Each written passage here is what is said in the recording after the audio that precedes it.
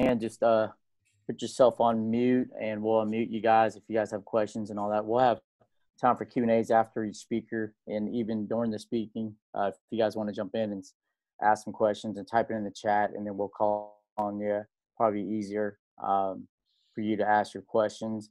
But on behalf of the Asian Coach Association, Mike, our president, and Garrett, the man behind everything, thank you guys so much for jumping on. Thank you guys so much for being a part of this and listening and sharing.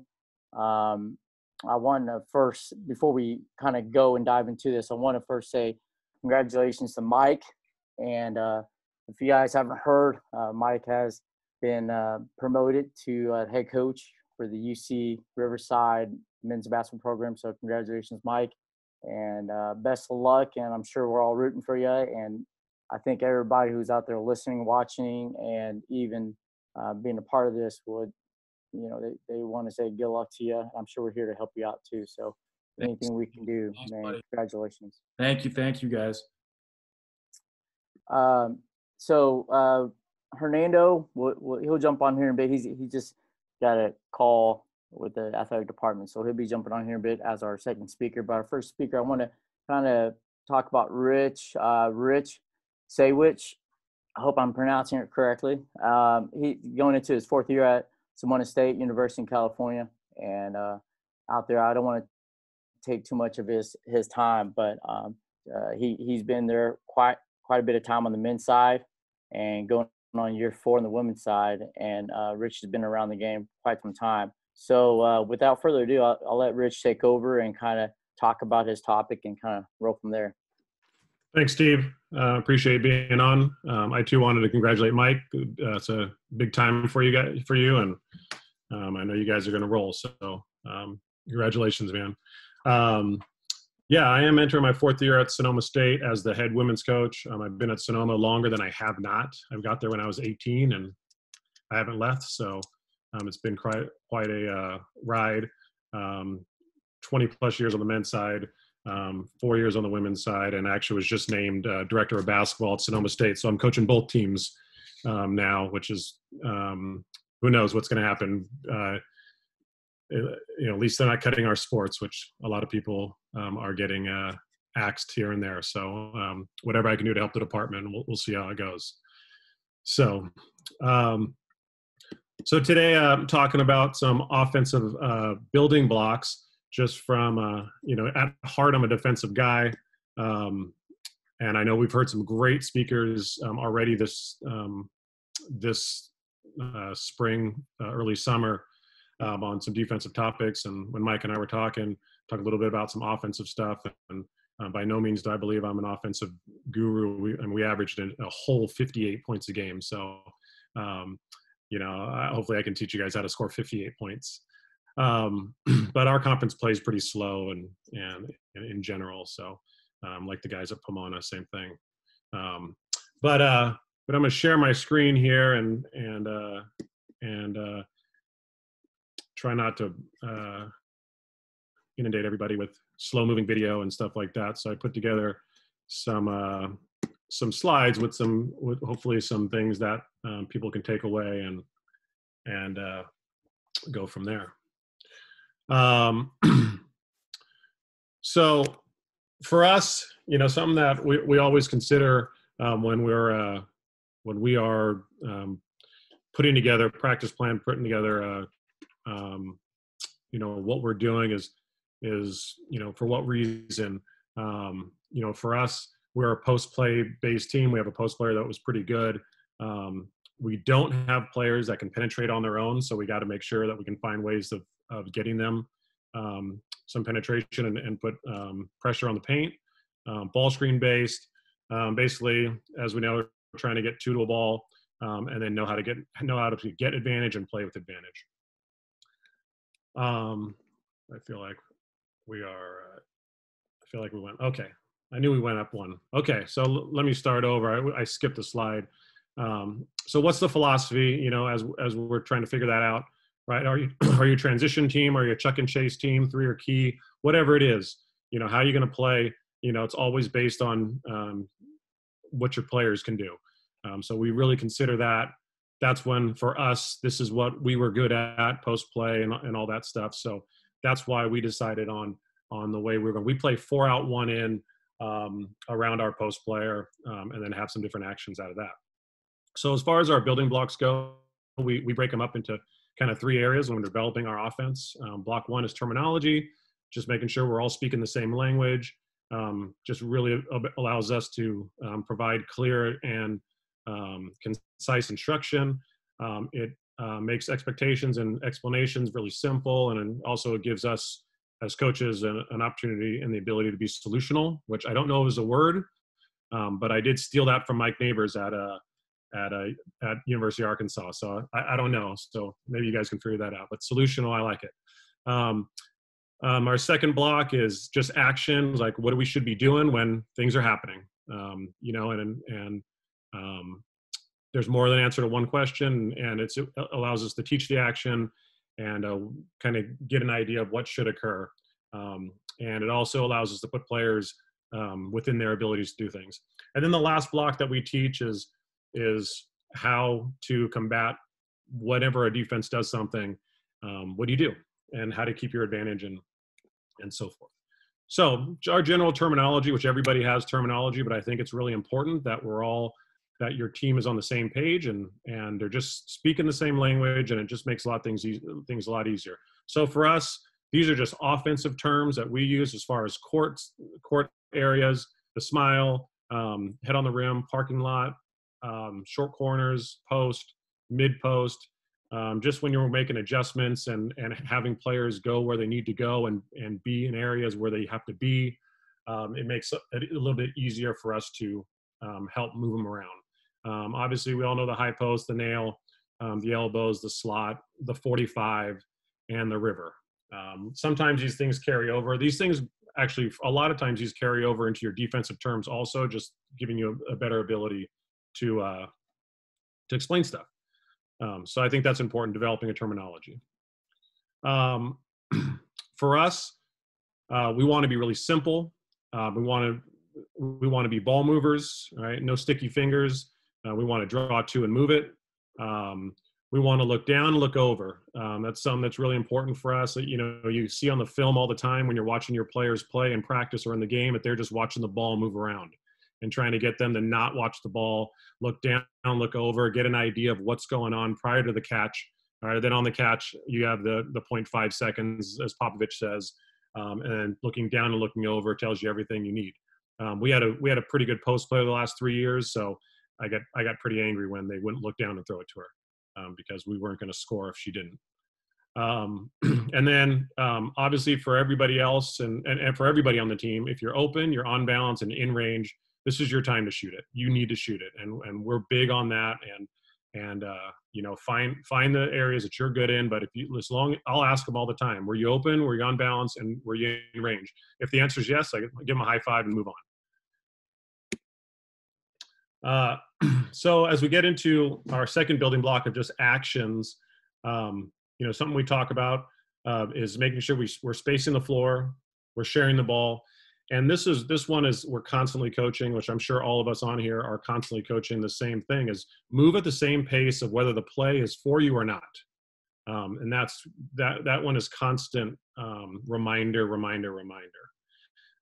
So like I said, we play 4 out, 1 in.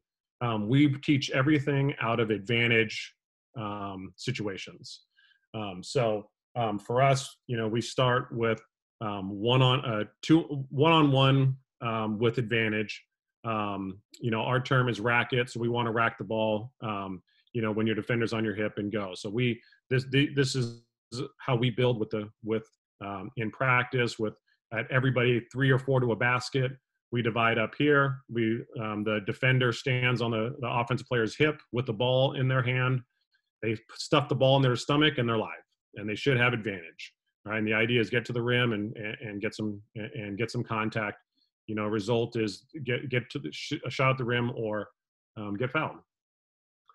This builds, of course, as we build to figuring out what you should be doing when there's another player on the court. Obviously, we're not playing one-on-one, unfortunately, so we simply call it a drift. When the ball is dribbled at you, you need to push away from them. right? Non-shooters can cut, but you got to make sure that you're ready to move and get away from that ball. The result is when your man is going to help you, it's catch and shoot or play the long closeout. Those are the advantages that we try to develop is get as many long closeouts on people as possible. We're not built to have the ball in our hand and just drive it by people.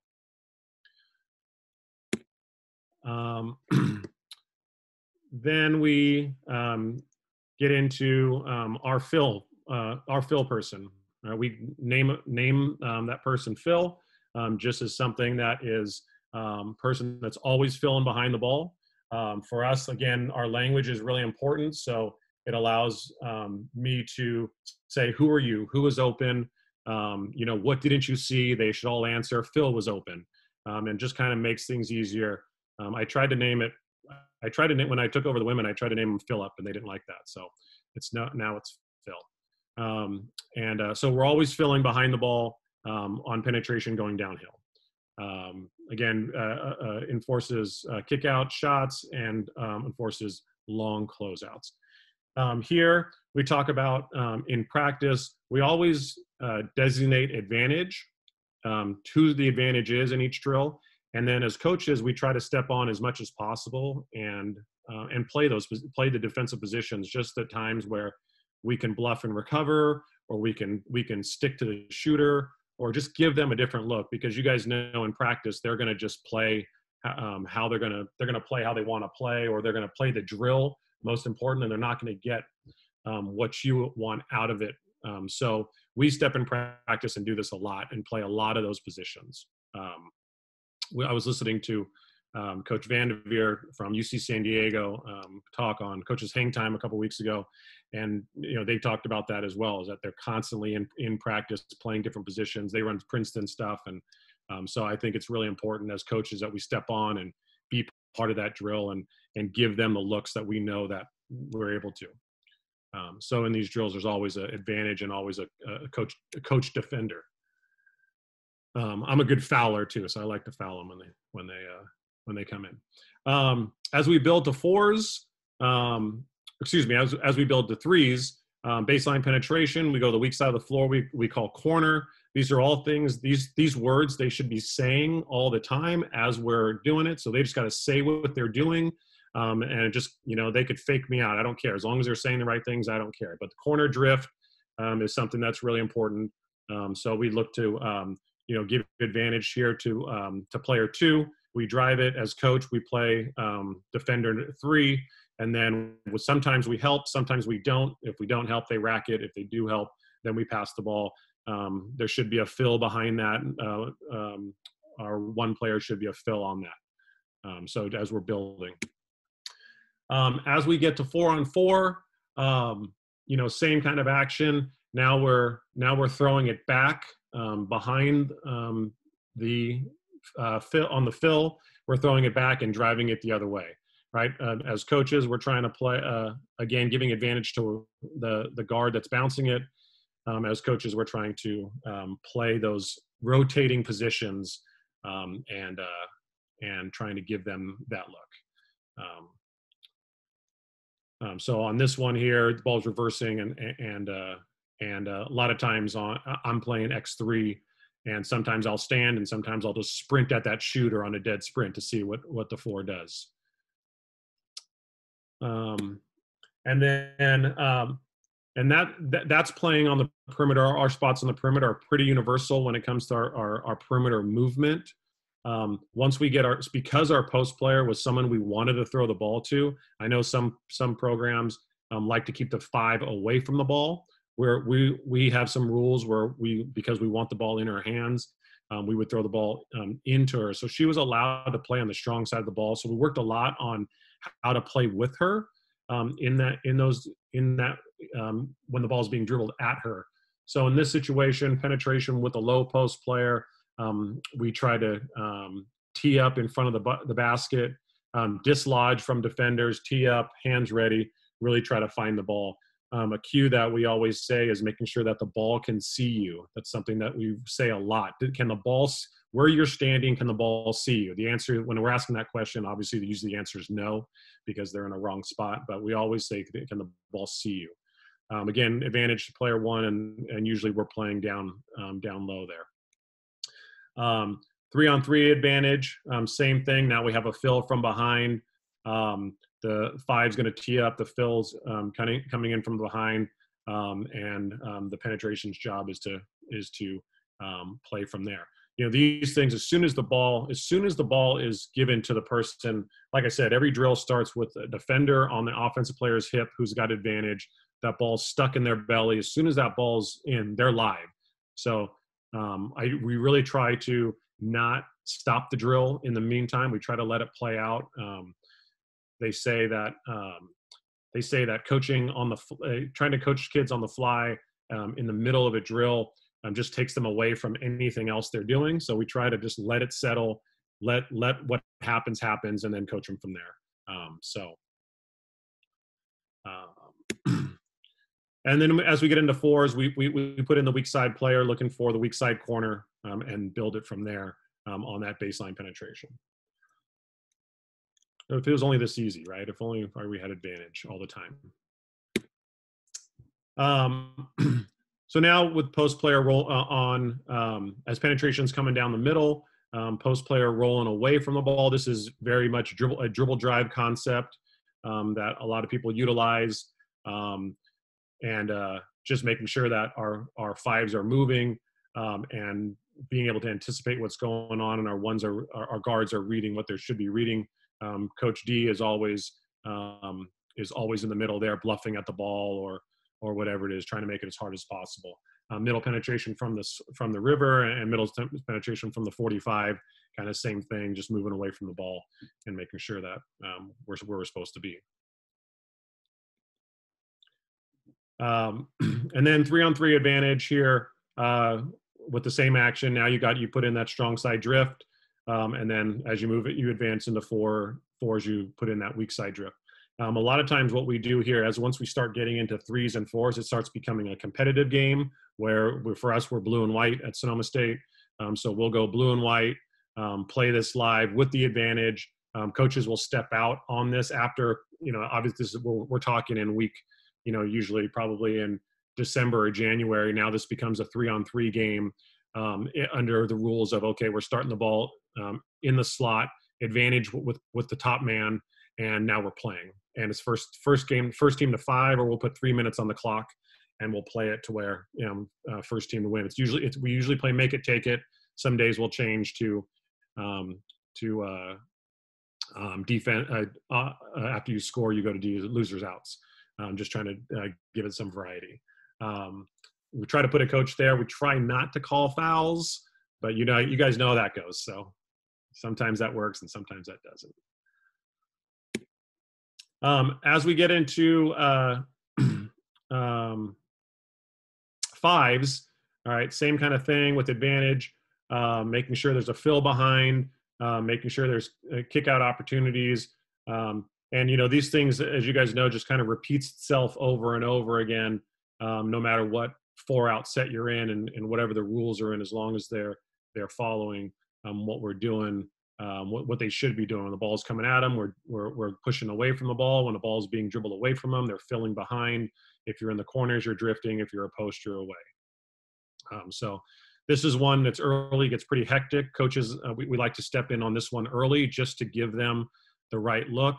A lot of times, if we do this, I'll put on like a yellow penny or something just to be like that strong safety defender and just play something weird. Try to anticipate a long pass or overplay something really hard just to see how they react. I'm not a robotic guy. I don't want our teams to be robotic. I think that's the hardest thing. Now that I'm coaching women, I think that was one of the biggest changes for me. Was that because women don't play as much basketball freely as men did, at least growing up, that it was very robotic. So trying to get them to play free was our number one thing. Trying to get them to read and understand. And not saying that men do that too, because plenty of guys I coach can't do that either. So And then obviously always constantly making sure the ball can see you is one of our biggest principles there. So like I said, because our post player was good, and we let her duck in on when the ball got to cross the midline, she was allowed to duck in. For us on this duck in we call this the parking lot down in the corner where they're standing. From there, we would duck in and we'd look post entry. But when that ball was on the deck and she saw that ball on the deck going at her job was now seal that man out. I would say probably someone asked me this the other day. They said, you guys run that play where she does this intentionally. How many times did you get called on that foul? And I would say probably maybe 5 or 6 on the season, which I think is a pretty good trade-off for probably the amount of baskets we got from there, at least the advantage we built from there. So we really try to work on that and give our players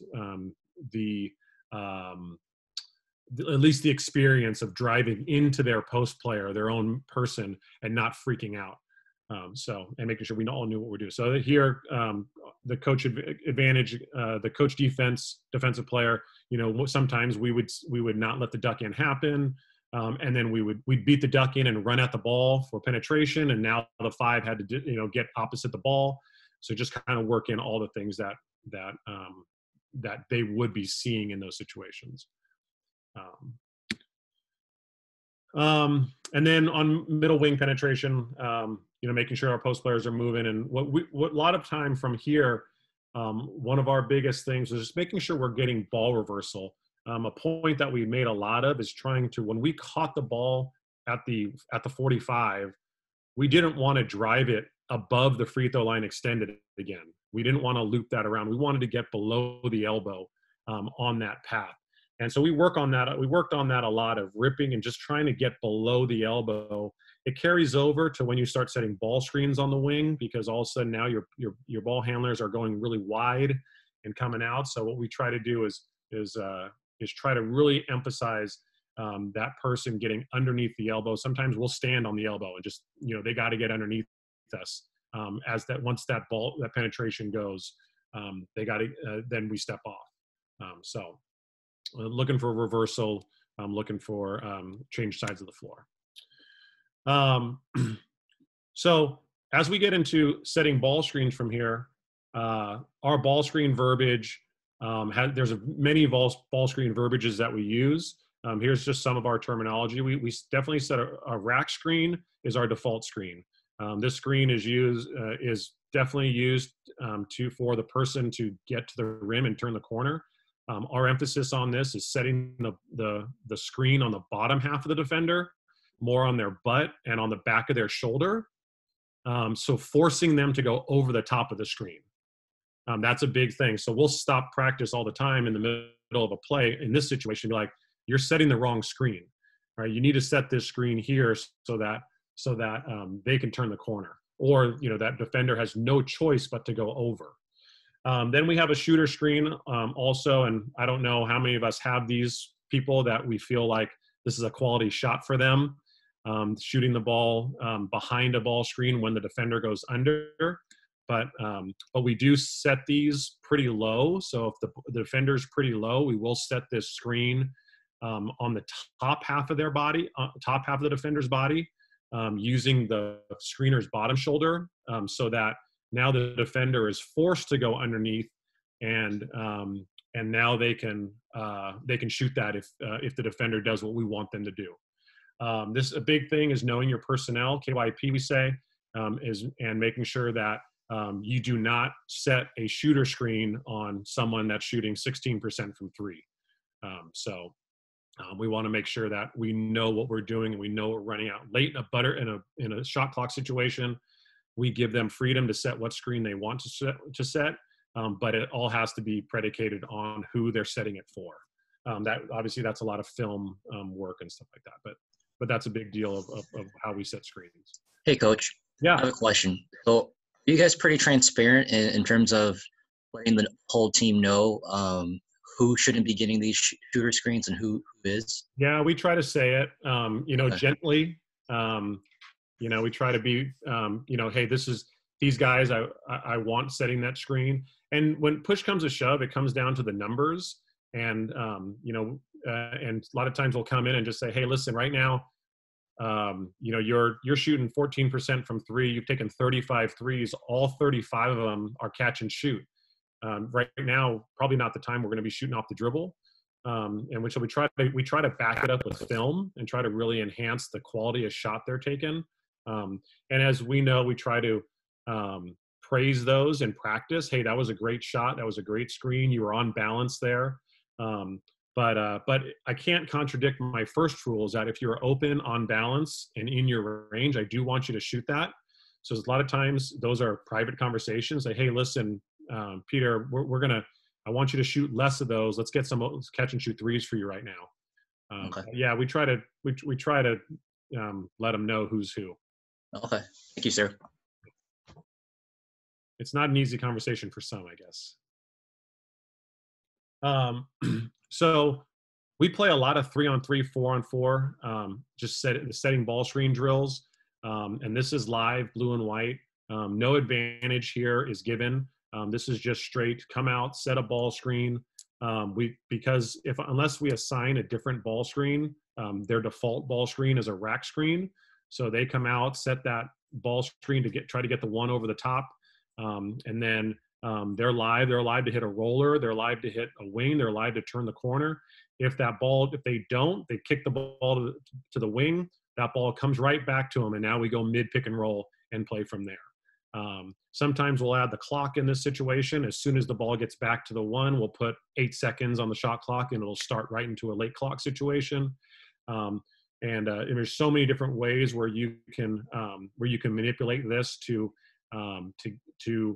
get it to where you want it to enhance the situation. So we try to put time and score on every drill there to put a little added more pressure on them. So we play this a lot. When we do make it a 4-on-4, we'll just put someone in the corner, and sometimes we'll load the corner where there's 2 players on one side of the floor. Sometimes we'll put it behind and work on throwback action. But for the most part, we're starting in threes and breaking it down from there. Really emphasizing screening angles, and as soon as you draw 2, getting rid of it. We'll play the same thing. Was definitely not our strong suit when we had the ball in our hand, trying to set up a ball screen coming at us. A lot of times we picked up fouls here, or we got picked. This is just something that setting up a ball screen is a constant work in progress. So we're trying to work on these as much as we can with the ball against pressure. This one, we started half court with ball pressure, and you got to make sure you can get over the top on those guys on that ball screen. Okay, so as we put in those rules, basically the building blocks of how we move on the perimeter, now how we set screens and what we want you to do with them, we get into reacting to what a team does and what we should be doing. So here on a typical aggressive hedge coverage, right? We call it a quick, where if they're going to hedge hard, we want our post player diagonal rolling. We want that ball quickly moved to the next player. It could be the 4, could be whoever it is. And now we want to play high-low, or we want to look skip. We're splitting that backside defender, the 2-man there. So if we know in our scouting report stuff, if we know that someone's going to hard hedge our ball screens, and we're going to be working on quicks all week, getting that ball out of their hand, drawing 2 like they did. Now the 5 and the 1 is guarding our 1, getting it out of their hand and looking on that diagonal pass, or looking that skip and playing the long closeout from there. So drilling that a lot on the quick. Here against a aggressive hedge coverage, we'll change it to where we're setting screens with our 4. Our 4, we try to recruit 4s that are pretty dynamic, that are basically just big guards, maybe big bodies that can do some things. That getting the ball into that nail area is really valuable for us. So we'll short roll this on this ball screen because we know that hedge is out. The 5 is low. We'll bring our power forward or forward into that ball screen. We'll short roll to the nail. We'll throw that little short roll. Now we'll play 2-on-1 behind it. All the rules are incorporated in this. If the 4 drives at the 5 needs to roll away. If the 4 drives and the 3 helps, then the 3 is going to drift and kick to the corner, and all the stuff that we've already built in. Obviously here we're really aggressive, trying to get fouled, trying to get something easy at the rim, putting pressure on the rim there. So we short roll as well on that. A lot of teams nowadays are soft drop coverage, and here we're really trying to set a rescreen in the drop here. So we'll set that screen, we'll set the screen first as a rack screen, trying to get that 5, that 1 over the top, and the ball handler needs to take 1 or more dribbles off of that screen just so that they can engage the 5 defender. And then our offensive 5 will turn right back around and now really emphasize setting that rack screen below the 3-point line and turning the corner there, and trying to get advantage on that 5. So we rescreen on that in that situation. One of the ways we'll do that against a drop coverage situation.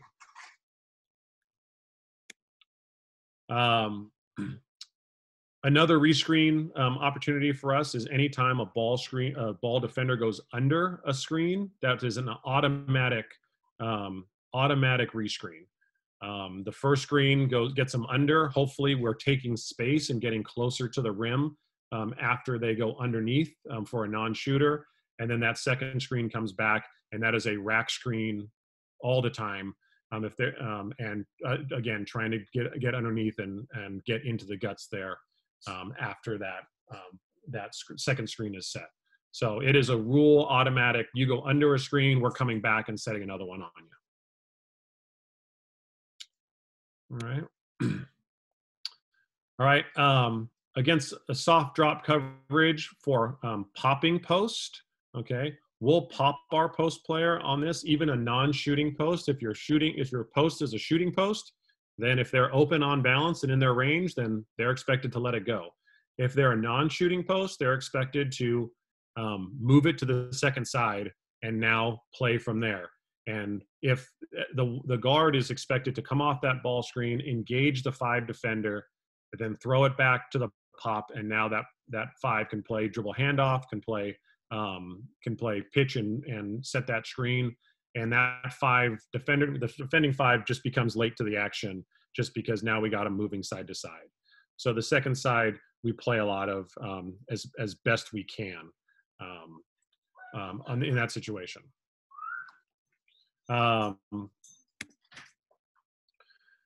Here again, soft and drop coverage, but we reject. All rejects become automatic pops all the time.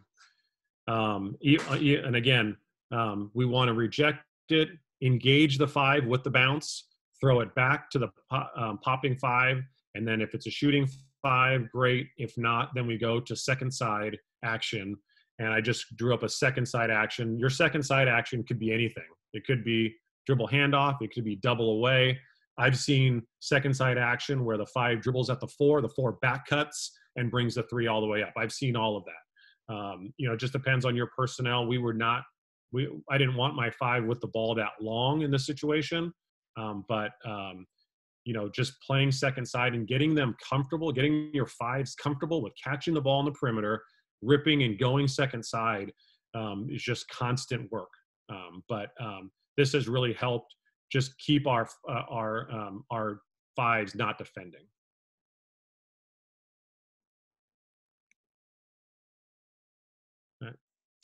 And then here on against down and ice coverage, right? We're seeing a lot of that nowadays, right? So on this one here, we'll run at the ball screen. We'll scout this a little bit, but we'll run at the ball screen and basically yell screen, screen, screen, come on, come on. And then we'll pop straight up the lane line to the slot, throw it, and go second side right away. That second side usually leaves that down man far away. And if we can get to that second side pretty quick, then we usually have advantage in some way. Again, shooting fives should shoot it. Non-shooting fives should get to the second side. Another way we combat sideline ice and downs, we call this kings. This is a Russ Turner term over at UC Irvine.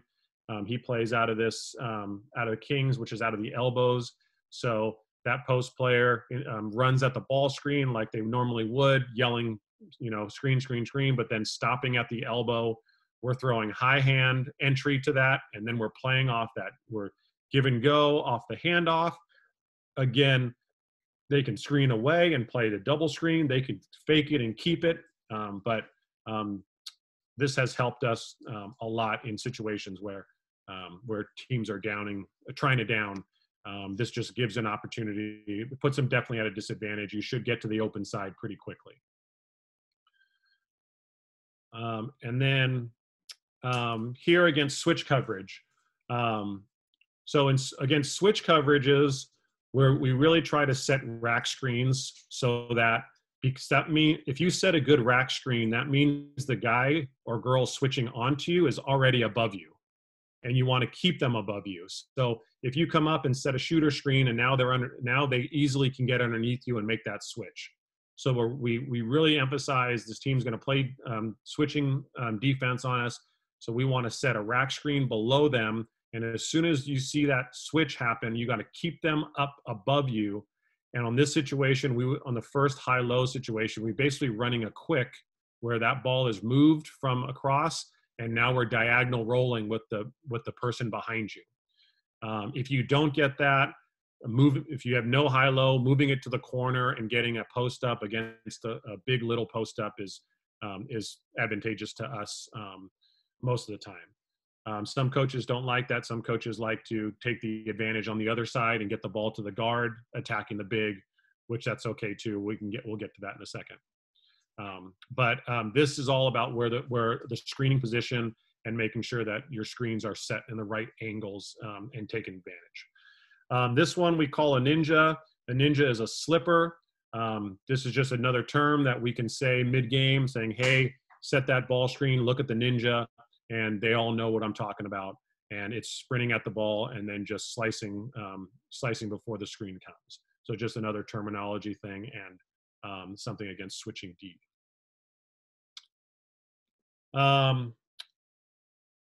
Also against switch coverage, we will go 4-game, which is basically just getting the switch, putting our 4 there, getting the switch, putting our big body 4, posting somewhere in the mid post, throwing it to them, and then letting play against it. This has been pretty successful for us. Our 4s are pretty good passers. And again, just like in the short roll situation, just gets them in areas where they can play with the players behind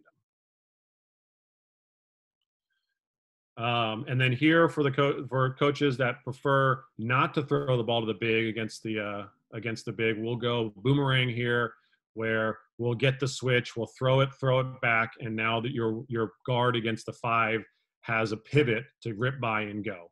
Usually the court's pretty open in that situation.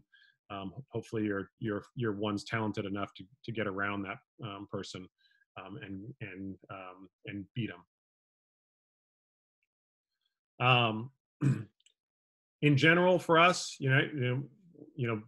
developing our offense and developing our building blocks for it, right? Evaluating the strengths of our players, defining a philosophy, developing a language, and really trying to begin with the end in mind, and then really figuring out how to break it down all the time, and finding ways to cater to your players and their abilities. If you need to call me, email me, whatever, here's my contact. Feel free. I'll send, if anybody's interested in having these diagrams, notes, whatever, I'll put them in a PDF and send them over to Garrett, and you can send them out to anybody who wants them. I know it's not groundbreaking, just stuff that we have and we try to build off of. Hey, Rich, man, thank you so much. If you guys have questions, feel free to drop them in the chat. I've got a question. I love this 4-out system. I know it takes a little while for players to catch on. How much of it do you emphasize on recruiting players in regards to understanding the system, or is that something you kind of just hope that they pick up on? And do you guys practice this every day during practice? Yeah, the breakdowns are pretty regular. Sometimes it's sometimes we'll only get to threes that day, and we won't progress to fours and fives. Some days, obviously later it goes, we'll get to fives right away. But we're always evaluating what we're good at, what we're not good at, or what we need work on. So I think those things are kind of priority list. I think one of the coaches said, priority management is what really makes your organization go. So really making sure what the priority is. Hey, we're not setting good ball screens. This is what we're doing today. Threes, fours, fives, it doesn't matter. We're setting ball screens, and we're working on that. As far as recruiting goes, and we're trying to recruit skilled players. We're not trying to.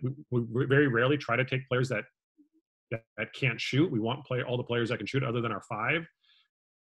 But at the same time, I'm willing to take any good basketball player and then tweak the system for them. I think that's what makes us coaches. That's what makes us give us the ability. We're never going to get our wish list person, all of them. So we got to be great in making tweaks that are best for them, put them in successful areas as best as possible. So I'm always tweaking, and I'm always taking things out. And a lot of times they'll ask me, Coach, didn't we put this in the other day and we haven't talked about it since? I said, yeah, it wasn't working. So we're going to go a different direction. So all the time. Appreciate it. Thanks. Mike, you've got a question? Yeah. So Coach Rich, so you have like versus switching, you have versus ice, you have versus drops and hedges. Like, do you just work on like versus the team that you're playing if a team's hedging or whatnot? Or are you doing a lot of these like throughout the fall and winter? Yeah. Well, we have right now, since I'm coaching women, we have a male practice team. So that's a blessing, just because you can make them do whatever they want, what you want. So, but yeah, we're putting different coverages. Sometimes the coaches will step out. Hey, we're going to do this, and sometimes we'll take half the team and develop and say, hey, right now you're in drop coverage. Our default defense, which I know there's coaches on here that are in our league, but they should know that our default ball defense is a drop coverage. So we see that all the time. So trying to get them to come out of their comfort zone a little bit and do some different things. We try to split practice into 2 portions. We play matchup zone. So our matchup zone is basically half of our practice, maybe even more. So during our defensive part of our practice, we're focusing on our defense. So you play defense like we play. But then on the offensive portion of practice, you play defense how we think we're going to see.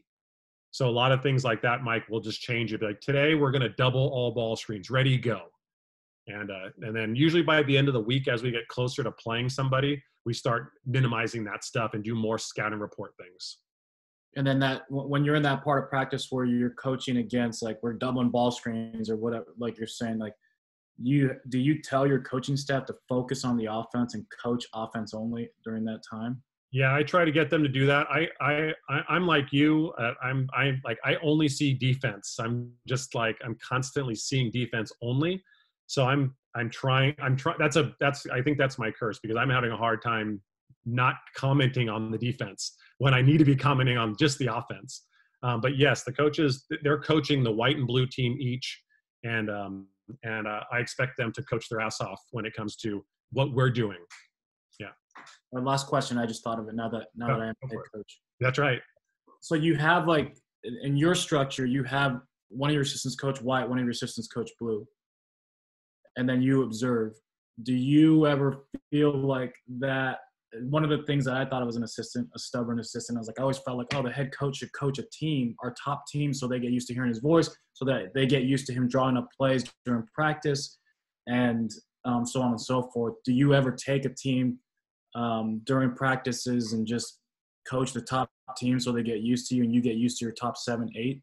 I take both teams. I'll coach the blue team. I'll coach the white team. I'll coach it. Yeah, I'll step in and do that. Just like you said, just to hear my voice and to and to do all that stuff like you're saying. I think it's really important that you do that.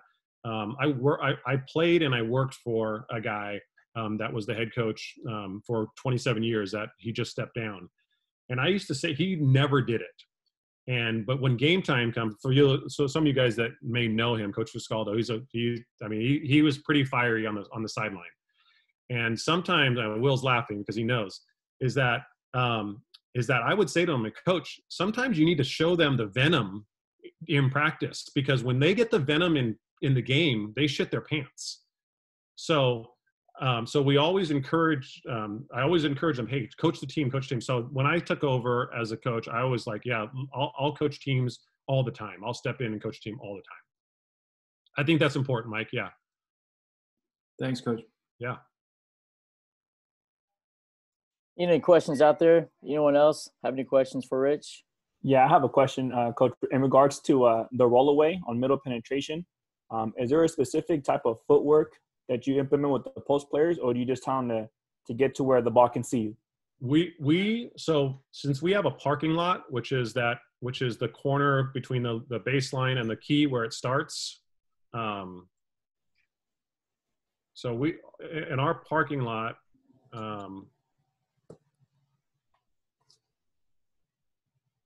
so the parking lot here, so when they're in the parking lot, they're backs to the baseline, their butts to the baseline. So as soon as they see penetration coming at them, they're to keep their chest to the ball and run around it and get there as fast as they can. I don't want them turning. They should already be hands ready for that quick dump down. But as soon as they see that ball cross the midline, their job is to keep their body square to the ball, move, and make sure the ball can see them at all times. So we try to be as big, as wide, and move as efficiently as possible. Okay. And if the ball is on the 45, using this figure here, and you got your dominant post posting up on the ball side block, and if there's a middle penetration, if you allow that, where does your post go? To the parking lot or short corner? They will, they'll back out to the parking lot until the ball crosses the midline. Okay. So the ball, they're on the strong side block. If that you're saying it goes middle from the 45? Yeah, because you put your post on the ball side block, right? Yeah. So okay, so if that ball goes middle, they can stay. They don't go away. They'll stay and open up. Sometimes they'll slide up behind the penetration, right? But if that ball gets across the lane, then they're already in position where they're supposed to be. They wouldn't move in that, Coach. They would just kind of open to an area. Okay. Yeah. All right. Thanks, Coach. I appreciate it. That's a tough one. They always ask that question too. Where should I go here? And it's like, okay, well, your defender's about to help. Get to an area where you can score. Sometimes it's behind the ball. Sometimes it's up the lane. Mm-hmm. Okay. That's a good question. Anybody else? Any other questions? Yeah, I had one. I'm Adam Hood, assistant at UTSA. So, Coach? How you doing? Doing all right? Yeah, I'm doing great. You got a newborn there. I love it. Yeah, I got Babysitters Club, and my wife wanted to get her hair done. So Good for you. Good for her then. Always active during the day now because she's got maternity leave. But my question was, just looking at you guys, you're on the women's side, correct? Yeah. Yeah, you guys are on both now, but yeah. You said what? Say that one? On both now, but. Oh, okay. I got. But well, I mean, again, what's your experience on the women's side? Just say last season, you guys were like excellent to good in ball screens offensively, and you were excellent to good in ball screens defensively. Now, when you're doing your ball screen drills, are you focusing on offense? You know what I mean? Like, because in our issue is my boss is the offensive coach. So if we're doing ball screen stuff and we're scoring, he's happy. But we're running our ball screen defense. So, you know what I mean? Like, so it's kind of conundrum. Like, what are you focusing on? Because you guys get results on both ends. Are you celebrating it if the defense is getting stops? Are you praising the offense if they're scoring every time? How do you balance that in those, like, I know you did the breakdown 3-on-3, 4-on-4. Just, can you speak to that just a little bit? Yeah, that's a great question. I mean, I'm always celebrating defense, but to answer your question, I think, we try to give praise to either side of what's working and what's not. I also know that when we're doing things that isn't our stuff, if we're not in drop coverage or we don't hard hedge, so we're never going to hard hedge. So if we're doing things that are taking our offensive team out, then we're able to stop practice and say, hey, this is telling us exactly where our weaknesses are. This isn't even something that we do. I put this in 10 minutes ago, and look at how much we're struggling against it. When we go play San Marcos, all right, they're gonna hard hedge us, and now we're gonna turn it over. So I think you know, the hard part is to find that balance and to make them understand that, hey, every success that we have in either situation is a positive thing, but at the same time, there are things that are really urgent that we need to work on here. And pointing those out is okay. So I think really making the effort to do that and then showing them the film the next day, I think is so vital to where, hey, yeah, we weren't successful against this, or yes, we were successful against that. But I think for the most part there, you know, to give that balance and to give them praise on each side, it has to be that way. I don't think there's a right answer for it, and I don't think you can satisfy. We're head coaches. Michael experiences this in a minute. You're never satisfied. You know, it's just how it is. Yeah, I don't know the feeling, so Yeah. I hear you though. Yeah. We're nuts. Yeah. Mike just became officially nuts. Absolutely. Any other questions for Rich? No, this is Coach Dario, Cal State San Marcos. Just wanted to comment on Rich. Hell of a job, man. One of the best in our conference. You know, it's so hard to prepare against your teams. You know what I mean? Like it's your kids are truly disciplined on both ends of the floor. These coaches are lucky to have you on here. Just the discipline, and you really know how to utilize your players. So I just want to show some support, and it was great stuff, man. It's just it was really nice to watch. Thank you. Appreciate it, Coach. Thanks so much. Hey, Rich, how was the transition from men's to women's basketball? I know that what year 4, that some of your schemes kind of changed a little. You know, or just the whole. You know what? At first, I thought I would go in. I only coached men. I thought, I'm going to coach them. I'm just going to coach them. I'm going to do it. I'm going to do it. And then within like 3 weeks, I realized how unimportant basketball was to the women when the team wasn't the most important thing. And that, you know, for guys, you go in and all of a sudden it's just like, hey, here's our team. We're going to roll. Let's ball. You, let's play. And for us, it was very different. I had inherited a bunch of seniors who had a really bad experience and realized that I just can't just go in and coach them. I need to put that aside. And now I need to really figure out how we build the team in just the team itself without the basketball part, and then incorporate the basketball to it. Like that was shocking for me. And I go home talking to my wife going, what did I get myself into? I have no idea. I would talk to our softball coach, our water polo coach, you name it, about just the dynamic that I haven't experienced before. And, but that transition of realizing that for us, how I equate it is 80-20. In the men's game, it's 80% basketball, 20% team building, stuff like that. And then all of a sudden it blends. But on the women's side, I feel like that you got to spend 80% of your time prior to basketball to blend them and get them to not be catty, to be honest, to be willing to take feedback, to listen to each other. Then you incorporate the basketball. Then it's great. I mean, I'm really, really enjoy coaching the women. It's a lot of fun. They listen but you got to work at that part. That was the biggest transition. The game's the game. Just because they don't dunk it doesn't mean you can't run that play. You just got to change it. So the game's the game. And believe it or not, and since I'm a defensive guy, they have studies on this that women teams defend better than men's team because women are okay with depending on each other when they're out there, where guys are just like, well, I just need the ball back so I can score.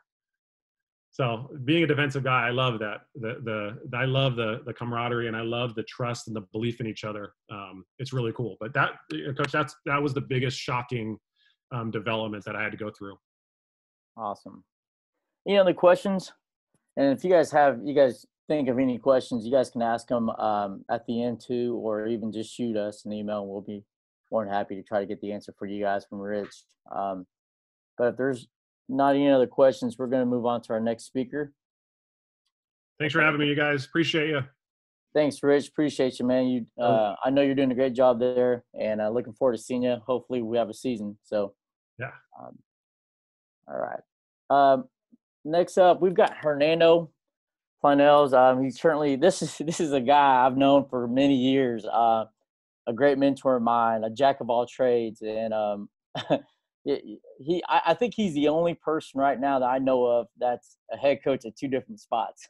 First of all, congratulations on the recent hiring at William Jessup, and he's also the head coach for the New Zealand junior national team.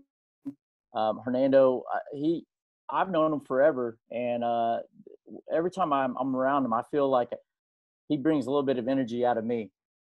And if you guys don't know Hernando or haven't Googled him or anything, he has a lot of hands in a lot of areas. And one, I don't know, Hernando, if I ever told you, but I always go back and watch your Drake, Will Ferrell, and DeMar clip, the skit that you did with them. I love it. If you guys haven't seen it, go YouTube it. It's called a handshake, and it's awesome. And Hernando's has a lot of hands in the Hollywood world, and anyways, he's a great friend of mine, and I want to thank you, Hernando, for jumping on. So without further ado, Hernando, you can go and take over, brother. Steve, I appreciate it. And for everybody, I brought the karaoke mic for all of us out. You know, I do this all the time. I have like 2 of these, and I just carry around, and I do all the karaoke mics. Steve, I appreciate it, man. By the way, love long hair. You're looking amazing. But, yeah, guys, thanks so much for like staying on and actually listening to all my stuff. Yeah, Steve is right. I do coach at 2 different places. I just got the job at William Jessup. If you've never heard of the school, it's okay, because I never heard of it about 2 months ago. It's an NAI school up in Sacramento. And I'll tell you a little about my background in a minute with everything. But we're going to go just, you know, I'll show you some of the plays that we ran for New Zealand, although, you know, my philosophy is very simple. It's very, very simple. It's if you drive right, everybody goes right. If you drive left, everybody goes left. I have to admit, I am not one of those coaches who will sit at the restaurant and drop plays on napkins. I'm just not that guy. So if you want to drop plays, do not invite me for a drink. Just don't do it, and it'll be cool. We'll be good. Really though, like a big thing what I do is a lot of leadership work. You know, with my background and everything else, and I've coached at all different places. Steve said that I'm a jack of all trades.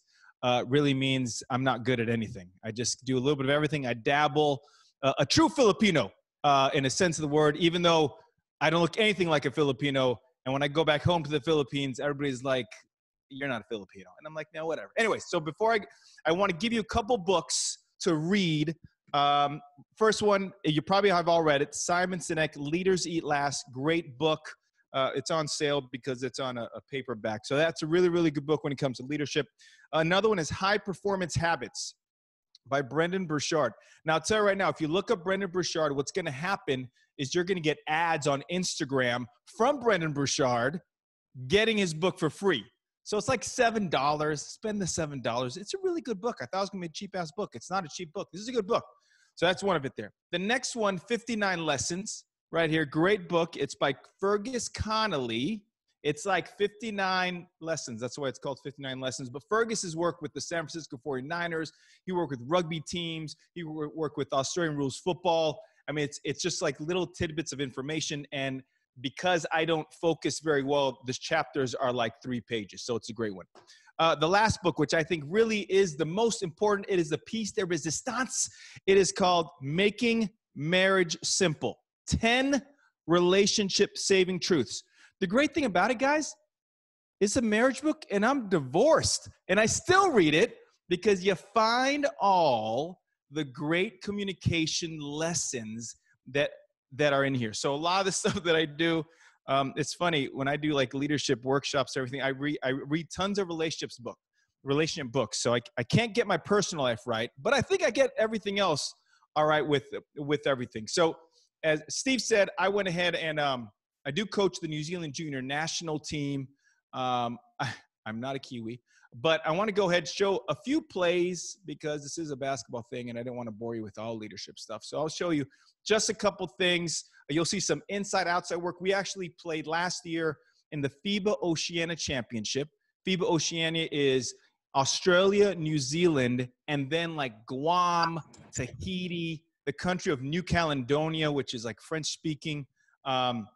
It really, really was awesome. So this was basically our playbook, and our playbook, guys, is 1 minute and 38 seconds. So I'm going to bore you with the lack of ingenuity with the video here. So go take a look at this for a little bit. This was some of our out of bounds plays that we ran. This was in New Zealand. A lot of misdirection. We have someone coming off 2 screens. We're coming up, kind of some basic stuff that we wanted to do. Our New Zealand team isn't very tall. We do have a player from Archbishop Midi in San Jose who committed to UC Irvine. And then this was actually in New Caledonia. Like, this was our practice. Every time we shot the ball in the basket would shake like 3 inches to both sides.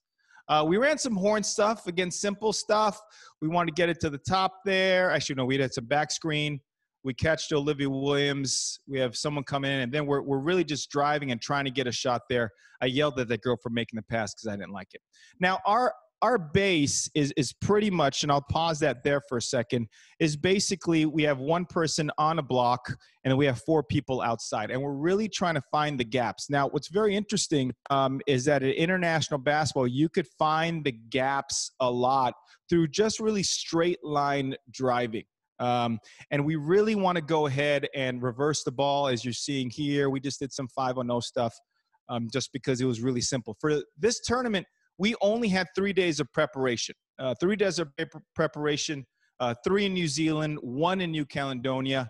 And it was a great scenery and everything else with it. We did lose to Australia, which I'm trying to get the mental block over New Zealand to stop losing to Australia, but that's going to honestly take a little while with it. And I think I may have one more play. I'm yelling at someone here. And this is our 2 play. Again, if you want a copy of this, I'll ask you why, but that's okay because there's nothing really fancy off this playbook. Again, we're just moving. This girl shoots an air ball, and she's going to LaSalle. She may be transferring. All right, well, that is that group right there, right? Those are our plays. This year's a little different. We were supposed to play in the FIBA Asia Championship. It was supposed to be in Thailand. Obviously, because of things going on, we're not going. And New Zealand isn't doing anything. They have no cases of COVID and everything else. But those are, those are some of the things. And really, I have to work leadership and communication with a team that's 9,000 miles away. And then now I'm in Richmond, Virginia right now. So being in Richmond, Virginia, by the way, this is where they're getting rid of all the Robert E. Lee statues, and it's crazy. I live like 3 blocks away from a burning bus they had like 3 weeks ago, downtown Richmond. It's amazing. And then I have a brand new team that I have to go ahead and work with, being 3,000 miles away, and I won't get to California until mid-August and everything else. So I'm going to go ahead and just go into sort of just a lot of the leadership and communication things. And these are some of the activities that you can do. It comes across with a lot of self-awareness, which for a long time I did not have, and I had to grow. So let me share this screen right here. Where are we at? Boom. All right. So this right here, just again, this is me. You could, there's my cell phone. Guys, I have 1 cell phone, right? I don't have a burner phone. I have 1 cell phone. That's my number. You can call me, text me, whatever else it is. There's my email address. You can reach me. I'm on website, hernandoplanels.com. And hold on, everybody. I got to get my charger. While he's gone, I'll kind of chime in. If you guys haven't noticed yet, like I said, Hernando is a jack of all trades, does a lot of things, a great guy, knows the game, knows the people. And he's definitely somebody that would help any one of you guys. So when he says he's giving out his number and his contact information, utilize it. I mean, I know I did. So. Yeah, and do me a favor. If you do text me, please let me know who you are, because a lot of times I get text messages like, "Hey, Hernando, how's it going?" And I'm like, I have no idea who you are. At the bottom, on my social medias, I'm on Facebook, Twitter, Instagram. I was about to say Tinder. I meant Twitter, Instagram, and I'm on TikTok. I've got 2 kids. They make me go on TikTok. I think I'm like Belle Biv DeVoe from the 90s. That tells you how old I am. This is me in a nutshell, so you kind of know. I got 2 kids, Preston and Gabby. Preston is a swimmer at the University of Iowa. My daughter lives in Southern California, and she is going to be a senior in high school. Next to that are my brother and sisters. There are 10 of us in the Philippines. Actually, there's 6 in the Philippines, 2 in LA, 3 in LA, and then me. And the white-haired lady is my mom. I always carry a picture with her because no one ever believes I'm Asian. I've spent time underneath that, under the picture of my mom. I did a TV show called Slam Ball. I don't know if any of you guys remember that. It was full contact basketball on trampolines. It was about like 2 or 3 years. And then from there, I ended up working on film and TV. So I did sports choreography on movies like Coach Carter, Longest Yard, Grown Ups, all these different movies, working with the actors. Now, why that was helpful is because everything that I've been blessed to be in is all a service industry, right? You've got to serve actors, you got to serve athletes, you got to serve your administrators, you got to serve whichever ones. So wherever you go, that has always kind of been the mindset. On the top picture, all the players in red, I coached in the Philippines, the University of the East, or UE, a big, obviously, university in the Philippines. Here's the crazy thing about college basketball in the Philippines. Everything that is illegal here in the States is actually kind of legal in Philippine basketball. When I say illegal, I mean like the NCAA rules. So I'm sitting there in the office. I'm writing some things down. One of the assistant coaches comes in and says, "Hey, coach, we just got a brand new player." I said, "Oh, wow, great." He goes, "Yeah, we traded. This is college basketball. How are we trading players for?" He said, No, coach. We didn't trade a player for another player." I said, "Well, what did we do?" He said, "Well, we traded a car that doesn't run for this player." I said, "What?" All right, well, if the car doesn't run, hopefully this player can make some baskets. And he was okay. Was at UE for a while, came back to the States, coached with the Boston Celtics and their NBA G League team, the Maine Red Claws, for a while. And then I got this opportunity to go to Duke University. I had moved to North Carolina. I'm sorry, I forgot. I also coach in Japan. I spent time in China and Korea, all these other different countries. Only Asian countries would take me, nobody in Europe, which is fine. So I came back. I had to finish my degree at age 35 years old in order to get a great low-paying, non-coaching job at Duke. So I did that. I did that for 6 months. My boss, Coach P, who just retired from Duke, she called me. She says, "Hey, I want you to be the assistant coach." Great. So I became the assistant coach. I was there for 7 years. They gave me a fancy title, associate head coach, which all you guys know doesn't mean shit, but it was a great title on my business card. I did that, and then I was with New Zealand, and then last year I resigned. I left Duke. Wasn't sure, honestly, if I wanted to play coach basketball anymore. I really wanted to do some more leadership work. So I started a company called Be Contagious. I mean, that's pretty ironic based on what's going on right now. So I wear a Be Contagious t-shirt everywhere I go, and everybody looks at me like I'm crazy. But with that, I work with organizations. I work with teams on how they lead, communicate, and connect with their team. And then just this week, I was offered the job at William Jessup, a small NAIA school. And I wanted to take it, first of all, because I definitely wanted to be a head coach. I had gone on 7 head coaching interviews and was told no every single time.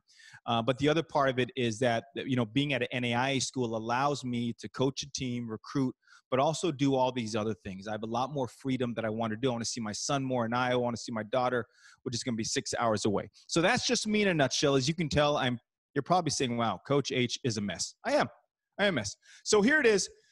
We're going to go through this quickly. I don't want to bore you, but here, for anything in leadership, and you got to tell your players this, right? Your players, we must follow the advice we give to others. A lot of times we don't do that, right? A lot of times our players don't do it, and every single time. And it's great. I used to be men's coach.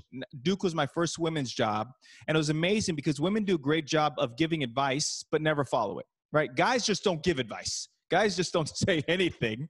They just let stuff happen. Girls are like, no, you can't do this. You can't do this.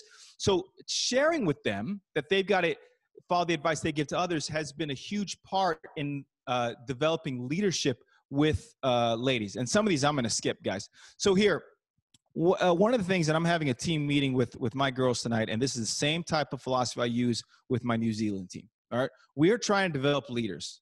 So when you are looking at your team, which is so important, right? Some of us are dictators. I was a dictator from like age 20 to like 35 probably when I was a high school, junior college coach overseas. I was yelling, screaming. I'm throwing shit everywhere.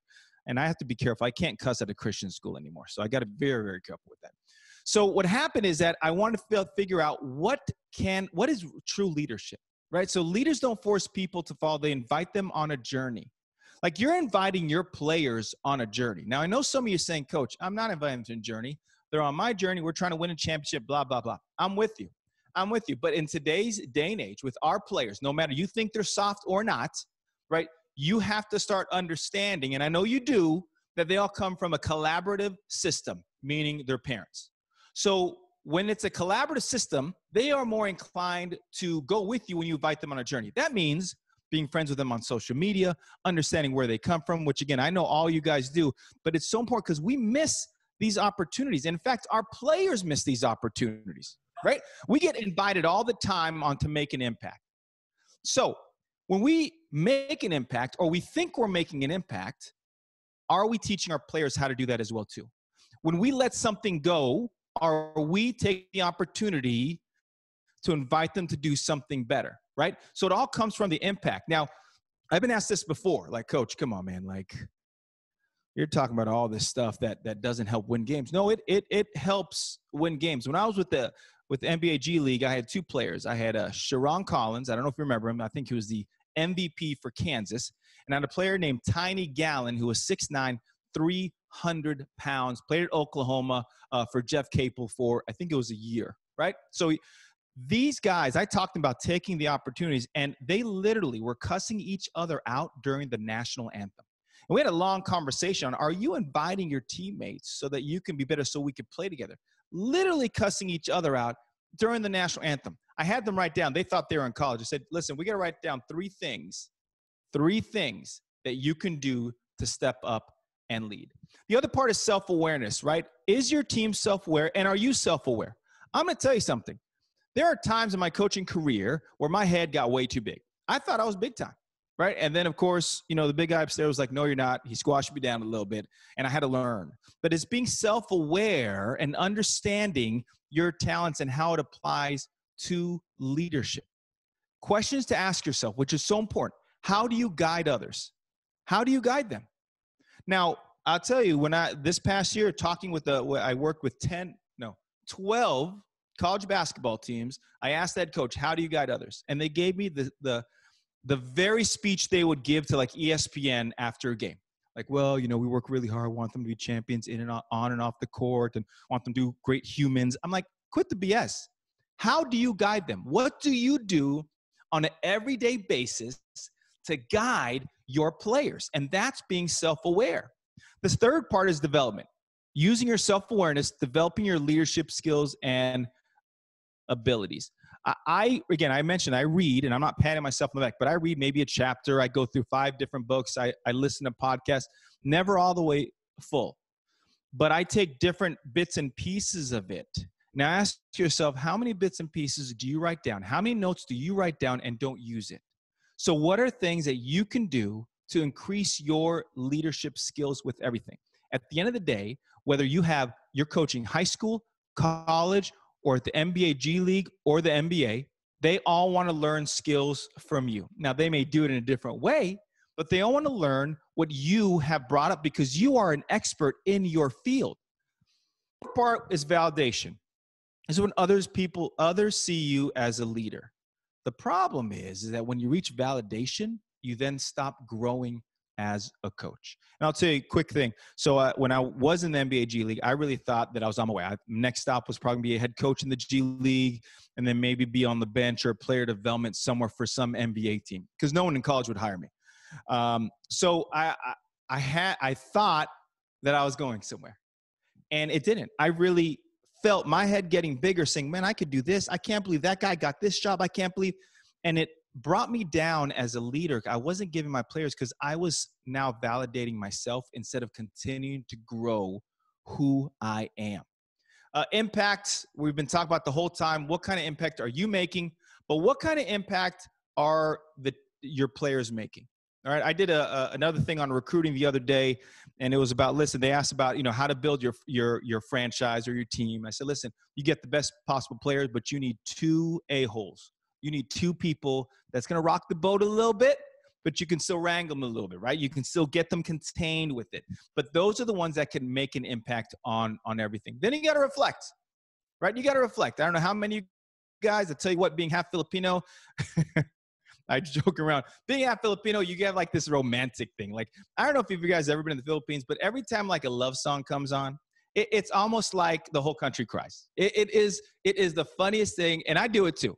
I do it too. So when you reflect, you can't reflect on the mistakes. You could also reflect on the good things that you did, and then how you pass it on to others. So the true leaders do not create followers, they create more leaders. In your coaching career, I would love for you to look back and say, all right, who did I create leaders? Who did I do a great job with, and who did I not? I could think of all my Duke teams. I had some really, really great players who became great leaders, and I see 2 or 3 of my WNBA players where I say to myself, you know what? I could have done a better job. I did not do the things that I could have done to help them be a better leader so they can grow as a person. So anyways, this is just the last slide, but there's a couple more things I just want to share with you, an activity to be with your team. I do have a podcast. There it is. You can go on there. If you go on there, please rate us. I need some more ratings. I need it. All right. So it's intentional communication and connection. We got to be intentional. As I mentioned, there I am in Virginia. I take a plane all the way to New Zealand. I love pictures, 8,449 miles. That is where my New Zealand team is. And on top of that, my team is in New Zealand, all over the country, and I have 4 players in Australia. So being intentional is so important. Building those relationships are extremely important. Your players, guess what? 11 seconds, they focus on you. Hey, got to get over yourself. 11 seconds of pure concentration, they are focusing on what you said. After 11 seconds, maybe not. They may not hear what you're saying, right? So how are you grabbing their attention? All your players are on TikTok. Some dance, some don't. But TikTok is 15 seconds to a minute, and it grabs their attention. When I was coaching in Japan, it was the pro league in Japan, and I had a translator. So as you can tell, I talk fast and I talk a lot. So the translator's job got really, really difficult. What I learned, the most important lesson, was talking real little sound bites so that my translator can then translate it to the team. I had 3 Americans on the team, and I had 9 Japanese players. So you can tell the language barrier was all over the place. And at that time, that was about 10 years ago, the attention span was probably longer, maybe 20 seconds. But I was still losing them in translation, just like that movie, Lost in Translation. I was still losing them because I was talking way too much. So when you are looking at your team, and when your team is talking to their teammates, are they talking too long? Are they saying too much? Because as you well know, that once one of your players goes off in the locker room trying to, chew someone else out, that goes for about 30 seconds, and then they're either fighting or they're just not even paying attention. So what can you do to teach your players to really grab their attention? Are they listening? Are they hearing you? What grabs their attention? We just talked about that. Here are 4 basic needs. I'm going to tell you right now, these 4 basic needs is going to assure you. I usually don't give guarantees, but this is close to a guarantee.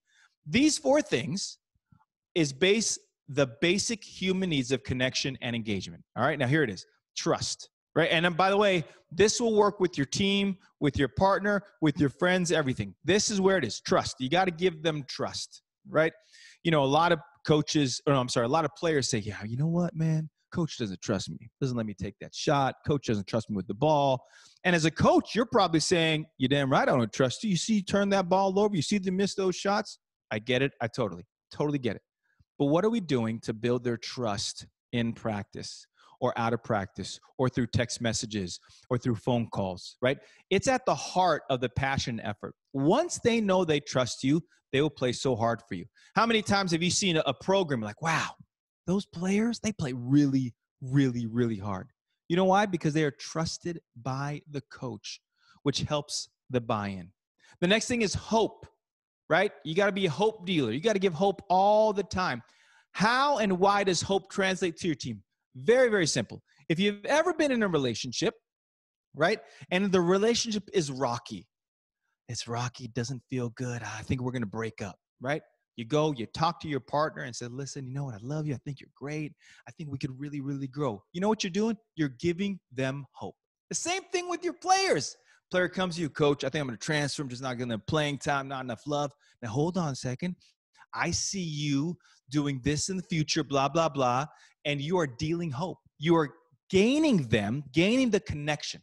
The last two, sense of worth. They need to feel that sense of, they need to feel a sense of worth. Now, some of you coaches may be saying, well, I'm not going to give them that. Are you kidding me? I'm not asking them to coddle them or hug them up, even though you should hug them up. I think it's more about how are you placing them in the best possible position. Do they feel worthy enough? Now, some of it is because they get extra shots. Some is where you put them on the team. Some is when you take them out or when you put them back in. It's that sense of worth. And the last part is competent. All right, human nature is this. If it's super simple, you're not going to try and do it and get better. All right, again, I do the relationship thing, the partnership thing. If you meet someone and it's too easy to like talk to them, you're not going to want to talk to them anymore. If you meet someone and it's way too hard, you're not going to talk to them either. Same thing with the players. If something is super duper hard, they're going to stop. Now, I know some of you are going to say, well, that's how you build mental toughness. Yes, but how many times do we give them something really, really tough in October, in November, and then in February, we're like, yo, they're still not tough? Because you've got to see where the competency level is. So when you find where it's just enough challenge, just enough, you see them wanting to grow and get better. And that's where you get that connective part of where they are. Does that mean you may have to slow down in how you coach? Yes. Does that mean you may not be able to put all these different plays in December, even though you had it planned in November? Yes.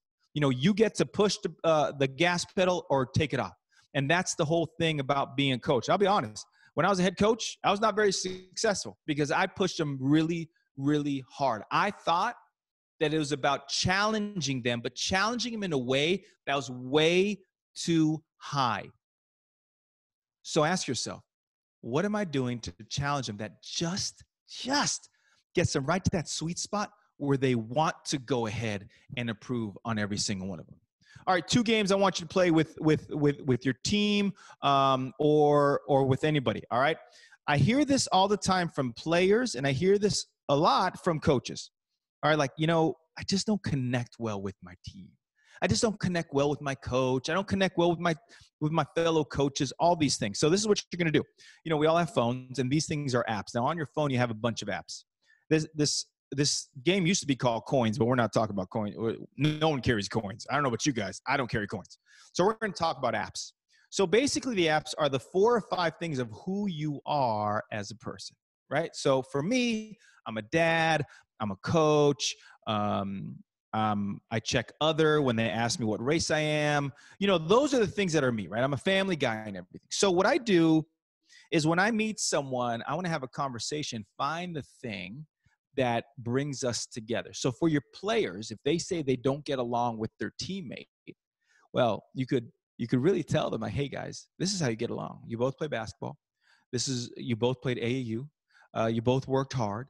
All of a sudden, these different synergies come together, and when they could clearly see they can get along with their teammate, then the chemistry goes, right? Sometimes you have to, what is the saying? Like, you can't lead a horse to water and make them drink, right? Is that what they say? Well, sometimes, guys, you got to lead them to water, and you got to help them drink. You know, when you do that, then you're pushing it along with it. The second game I want you to play is dimes.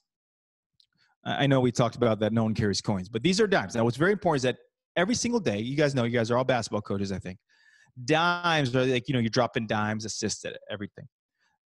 Make your players drop 10 dimes a day, okay? Meaning that they got to go and give like 10 compliments, whether it's their teammates, whether it's someone on campus, whether it's a coach. And coaches, you got to do that as well too. You got to go ahead and drop 10 dimes as well too. Now, your players are going to be like, Coach, man, I don't want to go ahead and talk about like how good they look or their shirt looks nice or the hair is nice. And you tell them like, no, you do. Because I guess what? If it was a gorgeous girl, you go up and talk to them anytime you want. So now you got to do it to everybody. Now, why is that important? It's important because your team is showing to give to others. Everyone else is doing it as well too. And then you get like this competitiveness that shows up. Like, well, I dropped 10 dimes. How many you drop? Well, I dropped 15. Then it grows. Why is that important? Is because competitiveness also builds connection. Whether it's men or women's basketball, it builds connection. There is a difference in coaching both, but if you could try to do these things, then it would be perfect. Last thing here is meditation and visualization. I do a lot of it If you don't mind, send me an email. I'll send you a bunch of this work. I work with athletes on how they meditate and how they visualize. And it's not on here, but the number one thing is gratitude, right? There is a scientific link to gratitude to high performance, okay? Because when you, especially in this day and age, maybe 5-10 years ago, not so much, but now it is, because our student athletes are so low mentally that it's hard for them to become high performers because they are already so low. So I give an exercise, and it's not on here, but this is the exercise that I encourage you yourself and your players to do. And there's 2 exercises. So the very first thing is that when you wake up in the morning, when your hair is a disaster, which thank God I don't have any hair, so I don't have to worry about that. You get up, you got morning breath. I mean, you're just looking torn up. You look in the mirror and you say this simple term: I am awesome. That's it. You got to tell yourself, I am awesome. Now, I know what you're saying. H, why am I doing that? That's ridiculous. That's stupid. I'm not going to argue with you, but I'm going to argue with this. Student athletes, or athletes in general, usually have the lowest self-esteem on the inside. Now, why? Is because they're criticized all the time by their parents, by coaches, by themselves, etc. So they already don't have a great thing about them. They don't have a great sort of feeling about themselves, so they can't focus. They're stressed. They can't recover. They can't think of what's going on because they don't know who they are. And as coaches, we tell them, hey, you just got to figure out who you are. We got to help them. So by you telling them that they have to say, I am awesome, they are starting their day telling them something that feeds their soul. All right? Feeds your soul. The next thing that they got to do is this. Going to go ahead and do 3. It's 3, 3, and 3. 3 things they're grateful for. All right? Going back to your gratitude. 3 things you're grateful for. And the next 3 mini prayers. Who are you praying for 3 times? And, you know, if they're not into prayer, maybe it's something else. Or 3 good thoughts. But 3 points of gratitude, 3 points of prayer, and then 3 points of what they want to accomplish for the day. Now, if they have a game, the 3 things they want to accomplish in the game. Now what they're doing, they're being grateful, they're being in spirit or faith or hope, whatever they're in, and then they are now setting up their day. Now, all this comes in the form of visualization, because when they say those things, they are visualizing what's going on. All of us coaches have told our players, you got to visualize the shot going in, right? You got to see it going in. You got to see yourself making those passes. Absolutely. So guess what? All our players think only good things that happens in the game. They think of like, man, I dropped that dime. Oh, I saw that person in the corner. Or do you see my dunk? They do all of that. But when it doesn't happen, their mind falls down. So when you go ahead and have a mentally weak player, it's because they visualize their expectation is so high. And now when it doesn't get there, their mind is going crazy. It's going berserk. Like, what is going on? So when you go through visualization, and again, email me. I'll send you some visualization techniques, guided meditation as well too. You must show them to visualize the shot going in, and then visualizing when they miss the shot, whether they were fouled. And guess what? If you visualize, let them visualize missed shots, turnovers, bad plays, they are more mentally prepared to bounce back from it. Also visualize them coming out of the game and subbing back in the game. Because how many of your players, you sub them out, like, man, coach isn't letting me play.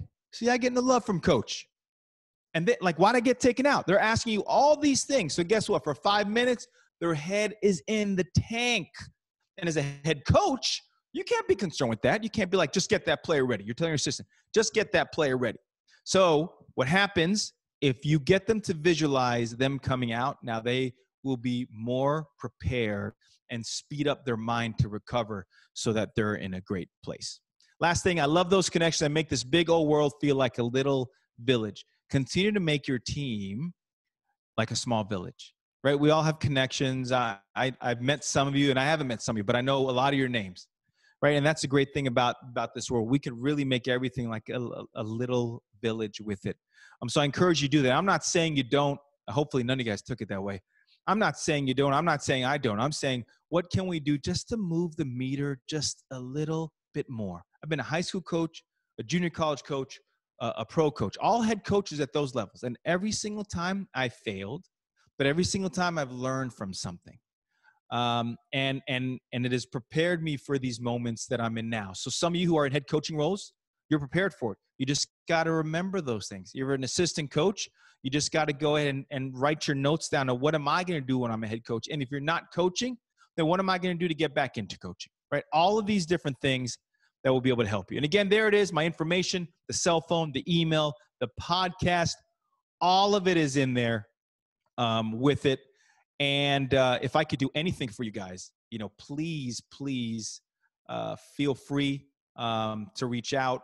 If you missed anything because I talk way too fast, go ahead and let me know and anything that I could do. So hopefully you guys got something from it. Definitely, Hernando. I know I definitely did, man. I thank you so much for everything, man. I always enjoy talking or hearing you everywhere, you Final Fours or just on phone calls, man. I appreciate you so much for doing this. I know you kind of touched on it at the very end. How much of this, if you're in the role where you can't make these decisions, maybe an assistant coach, director of ops, video coordinator, GA, how do you, what advice would you give them to kind of implement all these things that you're talking about, the leadership role? Well, a lot of it is, well, first of all, you must always understand where your head coach is coming from. And as a head coach, your mind is going like 5,000 miles an hour. And as an assistant, as an admin role, or any of that, you see things more in slower time. So I think when you are trying to get people on the right path, it's what are you doing to get them on the right path? Meaning, okay, what am I saying to them? Where am I bringing them to? Now, the other part is they may not listen to you, but it's the same thing I tell my kids. You're not communicating for them to change their behavior because they eventually will change their behavior. What you're doing is you are planting seeds, and the more seeds you plant, some will grow, some will die. But you have to be okay with it. It has to become almost egoless with it. So when you're in another position, how can I support my head coach, whether I agree or disagree? I love my coach at Duke. Joanne was amazing. Did I agree with everything? No. But listen, was I about it? Absolutely. But at the same time, too, I may be about it, and I may also do a great job of curving it or carving it out for us to get into the right path. Does that mean I have to call mom? I got to call dad? What am I doing that other people aren't doing? Because remember, if you're only talking to your players in the 2 or 3 hours a day, you're missing a lot of time. Like, you've got to talk to them in the morning, in the afternoon, in the evening, all of that. Like, because you know what? They want that relationship. It's a pain in the ass, but they want that relationship. And those are things that you can try. You may not be great at every day, but you can try. Definitely. Thank you. Anybody have any questions for Hernando? I do. I just don't want to monopolize the questions. I'll just keep asking, man. It's all right.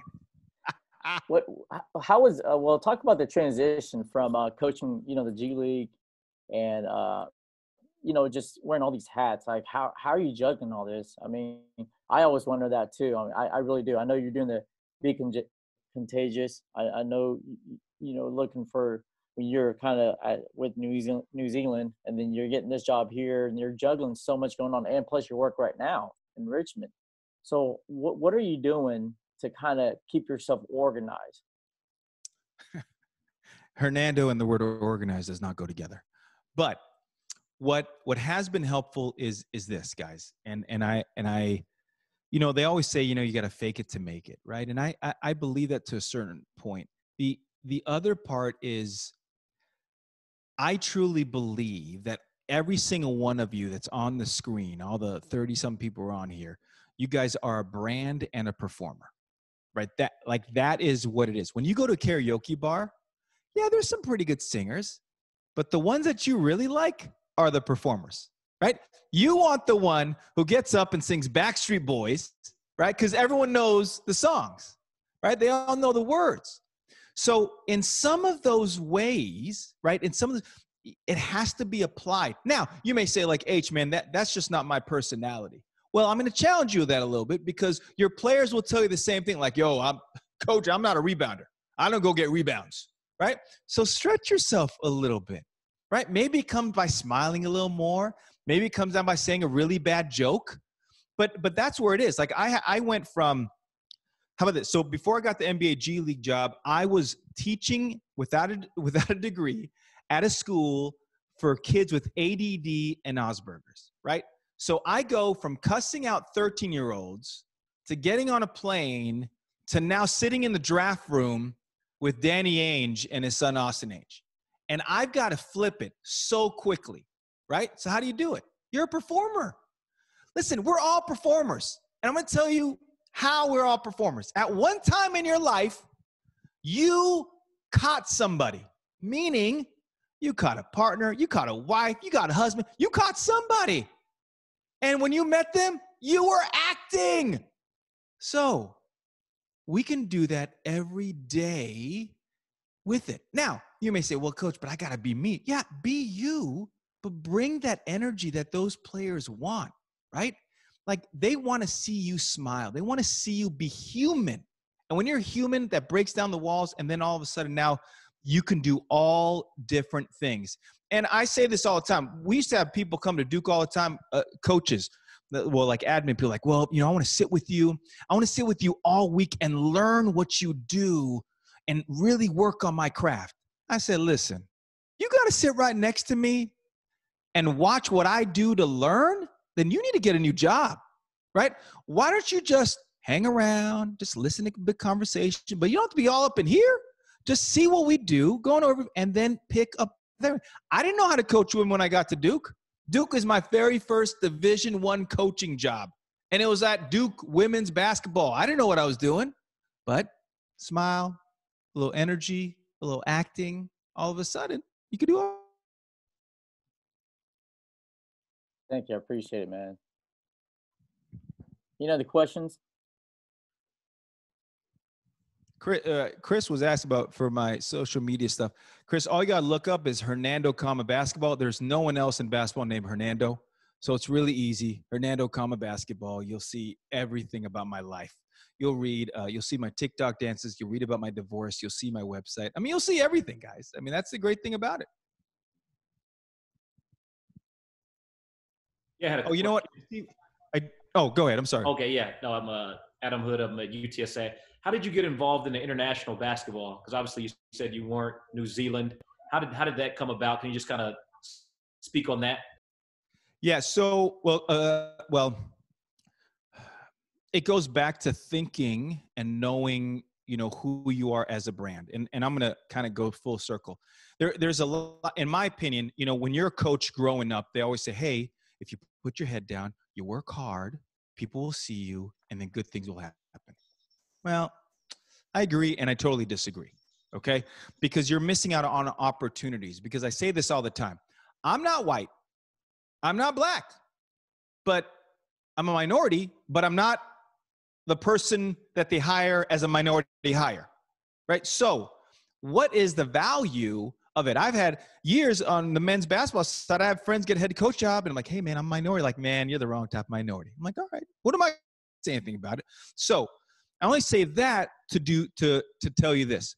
Find opportunities where you can share your knowledge everywhere. So 6 years ago, I was speaking at a point guard college clinic in Los Angeles. At that clinic, there happened to be, that's where I met Pablo.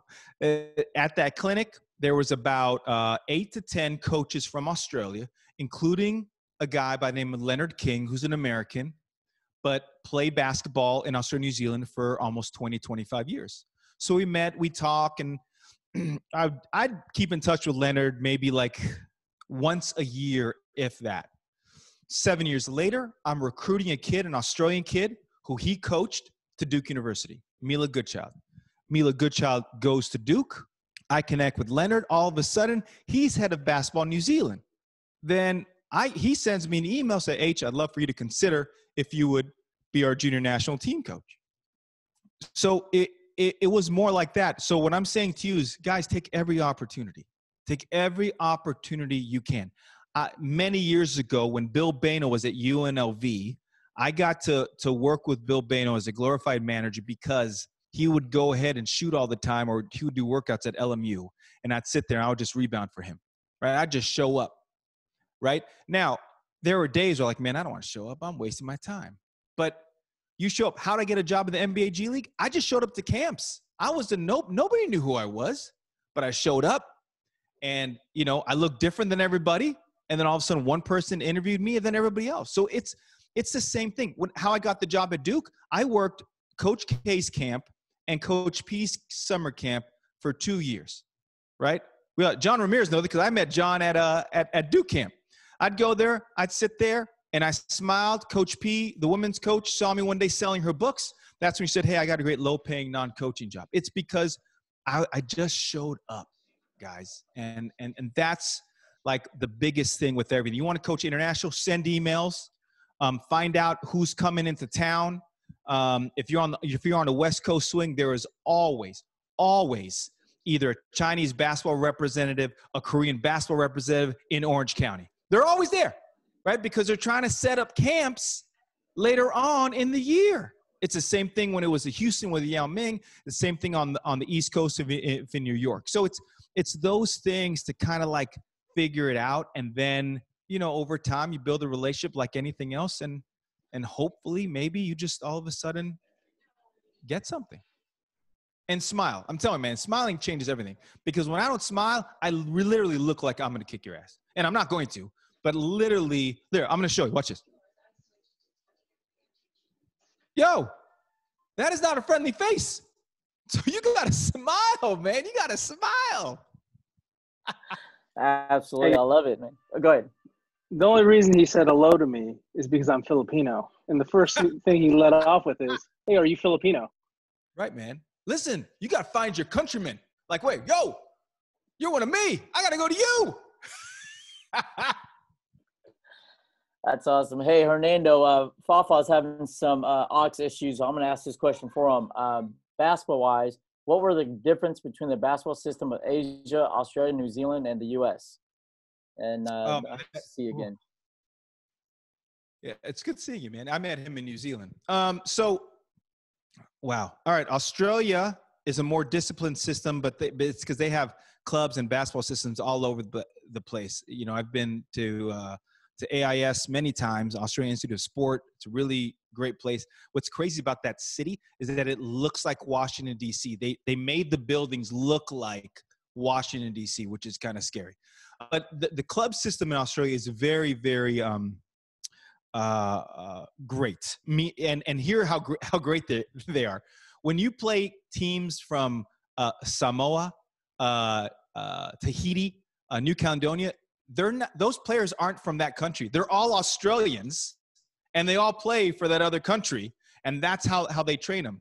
The Philippines is really more NBA-based basketball, a lot of isolation plays, a lot of Iverson cuts, etc. New Zealand is growing with it, but everyone's trying to pattern USA basketball. The issue is that USA basketball has all the athletes, and then you're not seeing it transfer over. But you see more of a discipline, and you see really a thing of outside shooting. My big thing when it comes to overseas players is that does a coach know how to utilize them? Too many coaches think like getting like an Australian or a New Zealander or someone is going to like save their team because they know how to play. Well, great. You have one player who knows how to play, then you have 10 other players who don't know how to play. So it's putting them in the right systems and everything else. So I mean, I think it's all becoming together. It's all becoming one. But I mean, it's awesome seeing. I learned so much coaching in New Zealand, learning from those coaches. I mean, it's no disrespect to anybody I've been around at Duke, but I learned more with them than my 7 years at Duke. Because, you know, when you're in college basketball, you run a system. You know, at Duke, we ran a matchup zone all the time. So I know how to run a matchup zone, but what do you do where there's complex switches or there's rotations or when you double the post from post to post or from the wing or from the top? What are you doing? those things that are really more tactical, and it's taught. And the other thing is, in Europe and in Australia and New Zealand, they have a coach's education program, right? They treat coaching like a skill, like you're a doctor. In the US, anybody can coach. I mean, look at me, I'm coaching. They gave me a coaching job, right? So those are things that happen. How about Japan too? Japan was great. Now, Japan was interesting because then there's a culture aspect as well too. Because in the Japanese culture, if you are a younger player, you are not allowed to show off the veteran.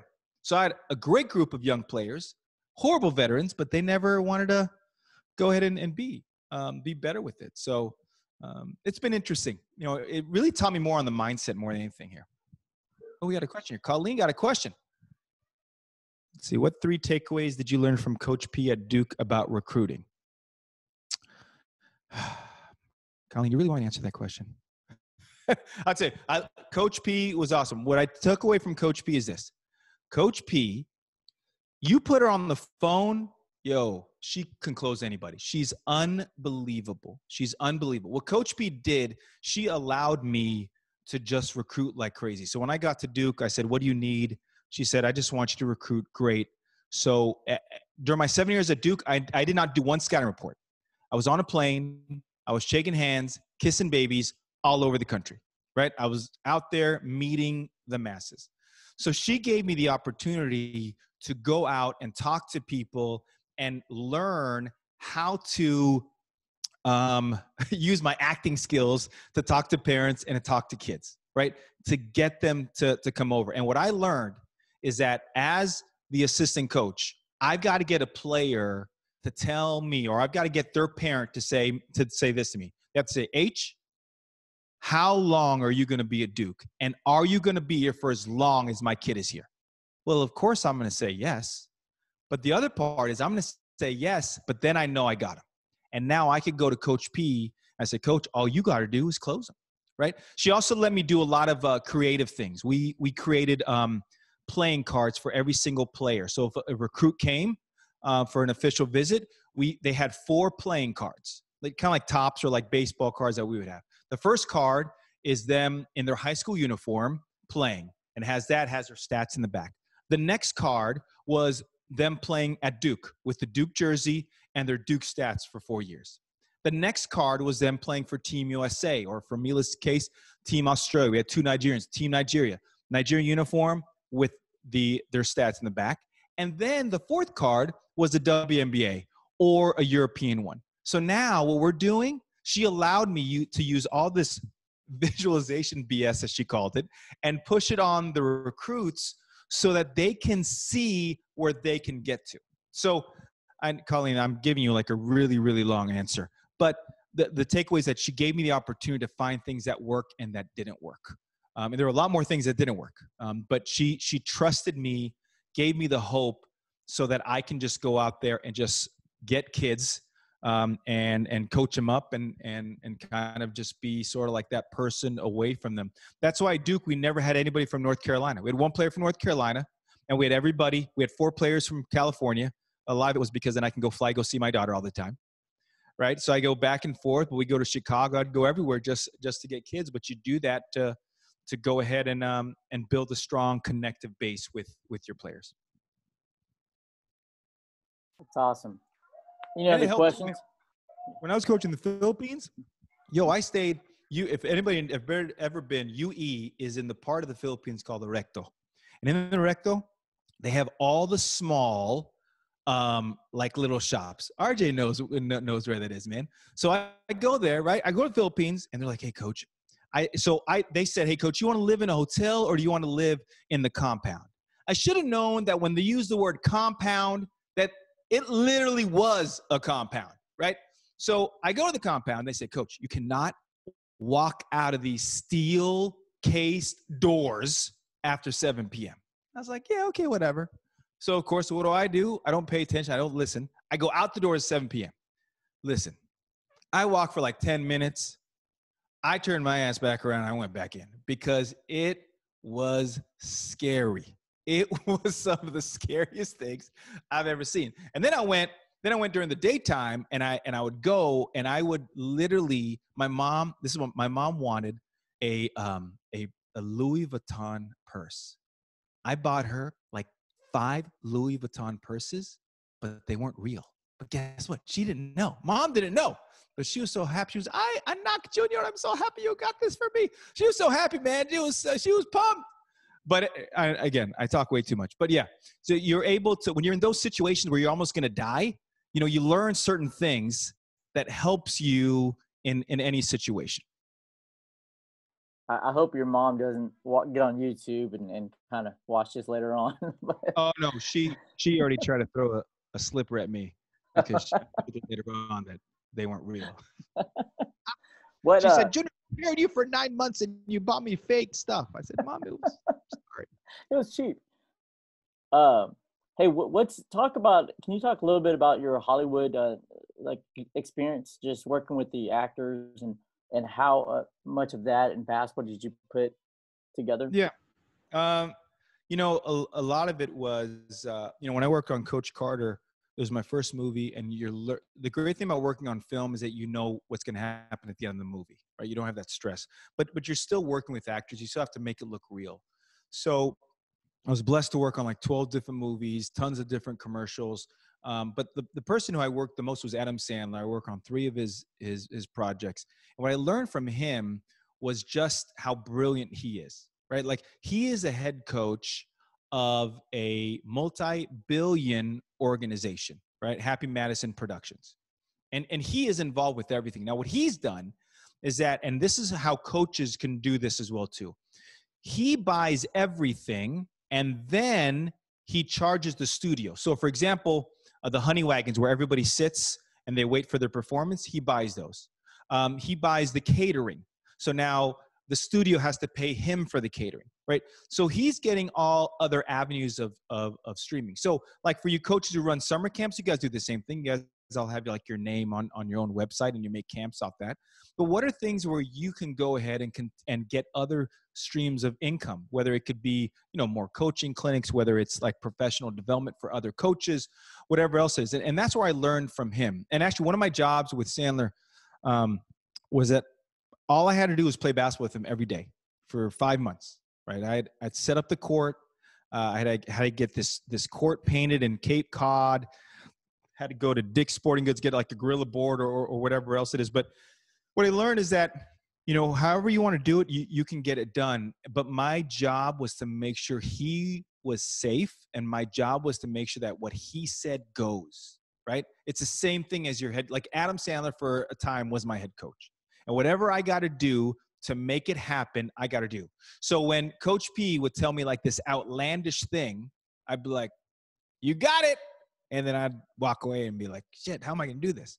And then you figure it out, right? You just figure out over time. And it's been great. I mean, I when I left Duke, I came to Richmond, Virginia. I've been working on a TV show that is supposed to be on Apple TV. It's gone back and forth because of coronavirus. But you learn from everything. And so every situation that all you coaches have been in, those are all things that you've learned lessons from it. And you can't forget those lessons because that's where it got you to where you are today. And with everything and the contacts you keep today. I mean, I do a weekly Zoom call with, I don't know, like 50, 60 coaches from the Philippines, because I think it's a huge part for me. I think it's me giving back, but I learned so much that I want to help them as well too. And the same thing, New Zealand, whatever I can do to serve, you know, that's a big part of it with it. So it's sort of, you learn from it, you grow from it. And I've been just really, it's just been awesome.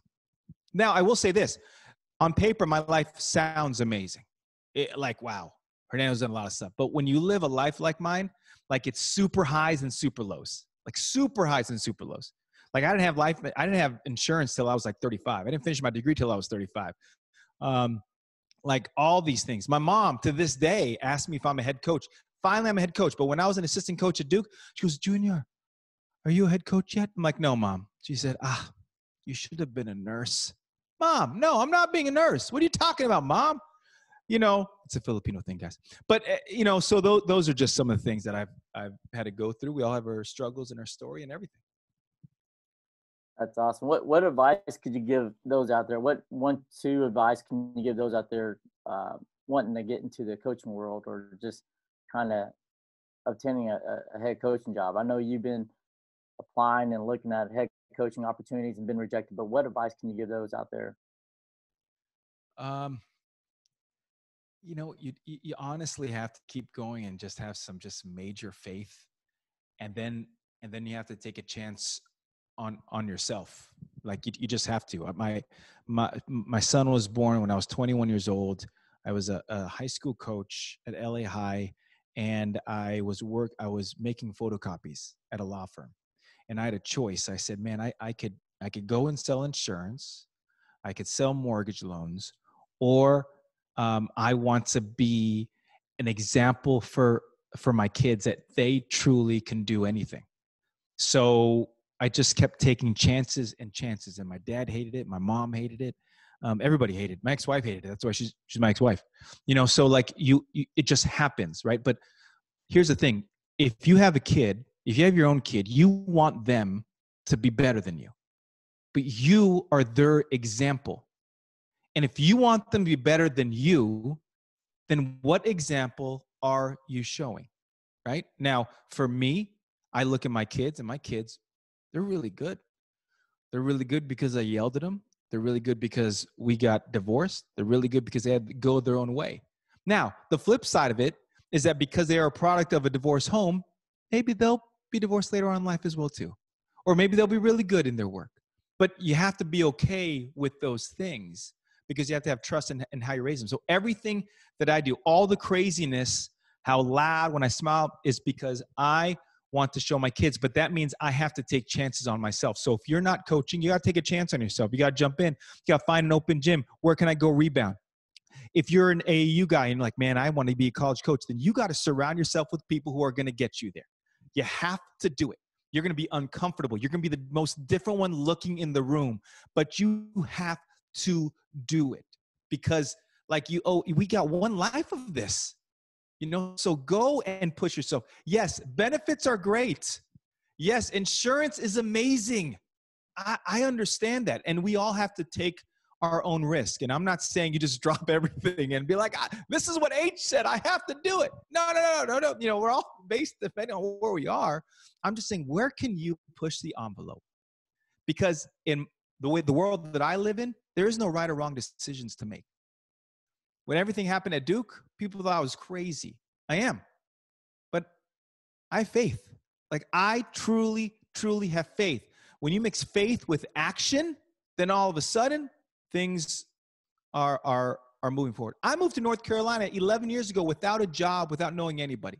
You just do it, because you're going to be okay, right? If you all have little kids, they fall on the ground. What do they say? I'm okay.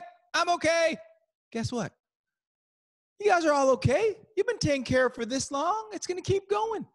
But you got to have that sort of like childlike curiosity and knowing that good shit's happening. It just is.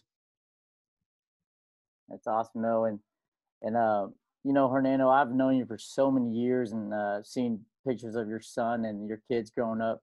It's pretty cool to see them, you know, mature. And how much of it do you balance with your work and just being a father 3,000 miles away or so? You know, what are some ways you do it? I kind of know, but I mean, the people out there who might be in the same situation as you. Yeah. I mean, a lot of tears and frustration. I mean, you know, my life for 7 years at Duke was, I'll just give you a really snippet, right? We would play, what days we play? We would play Thursday, Sunday. All right. So we'd be off Monday, practice Tuesday, Wednesday. And after Tuesday, Wednesday, we'd play the game. After the game, I would get on a plane. Sometimes I get on a plane Tuesday after practice, meet the team on Thursday, get on another plane, and then meet the team on Sunday. But if I got to go to California, I would, after our game, there are no more flights because I'm on the East Coast. So I get an early morning flight to Los Angeles on Friday morning. Get to LA by 10 a.m., 10:30. I go see moms because everyone's at school, so you can't really visit schools. Then I go pick up my kids at 2:30 and 3 o'clock because they went to two different high schools. Go have dinner with them. go get dinner, have dinner, watch a game at 7 or 7:30, get on a red-eye flight, 11:30 or midnight, to get back into Durham or to meet the team. And so there were times that I just said to myself, man, my kids don't need me. You know, they have a life. They're good. But I had to keep fighting and like, no, man, I'm going to continually be a presence in their lives.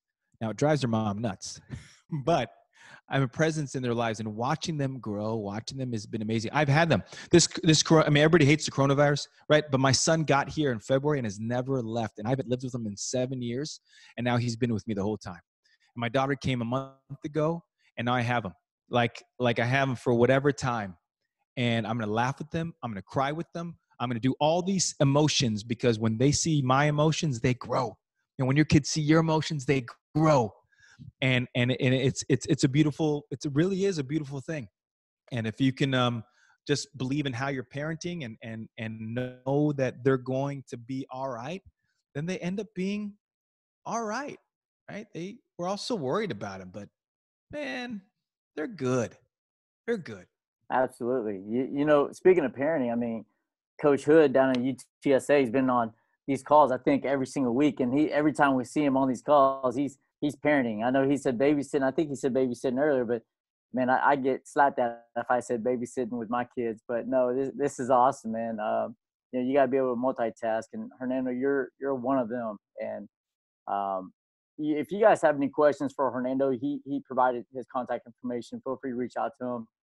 He's a great person. He's a mentor of mine, a friend, a brother, and he'd be more than willing to help you guys out. I know it.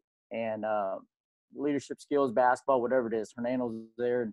And Hernando, I want to thank you so much for everything and for jumping on. You and Rich, you guys are great. If we could afford it, we'd pay you guys. But, you know, just for y'all to put the time in. I think everybody listening and watching, we want to thank you guys. And if there are not any other questions, we'll wrap it up here. And if you guys do have anything, feel free to reach out to us and we'll relay the message or reach out to them directly. But, you know, Hernando, Rich, thank you guys so much on behalf of the Asian Coaches Association, man. You guys are amazing. Garrett, same as you. Thank you so much for helping us out with this. This is week 6, I want to say. We're keeping this rolling, y'all. Every week we're going to do it. I know everybody's kind of busy with the season, see what's going on. If you guys can jump on, that'd be great. If not, we'll talk. Mike and I will kind of talk about maybe potentially moving the days if we need to, or even the time. We're trying to make this work for everybody, especially in the U.S., being East and West Coast. We've got it all over. But thank you guys so much. Next week, we've got Megan Griffith, the head coach at Columbia. And we've got another speaker, but we'll announce that in the next few days or so. Just have to get confirmation. And if you guys are good, man, on behalf of the Asian Coaches Association, Mike, thank you so much. Again, congratulations on your promotion. And Hernando, congratulations on you.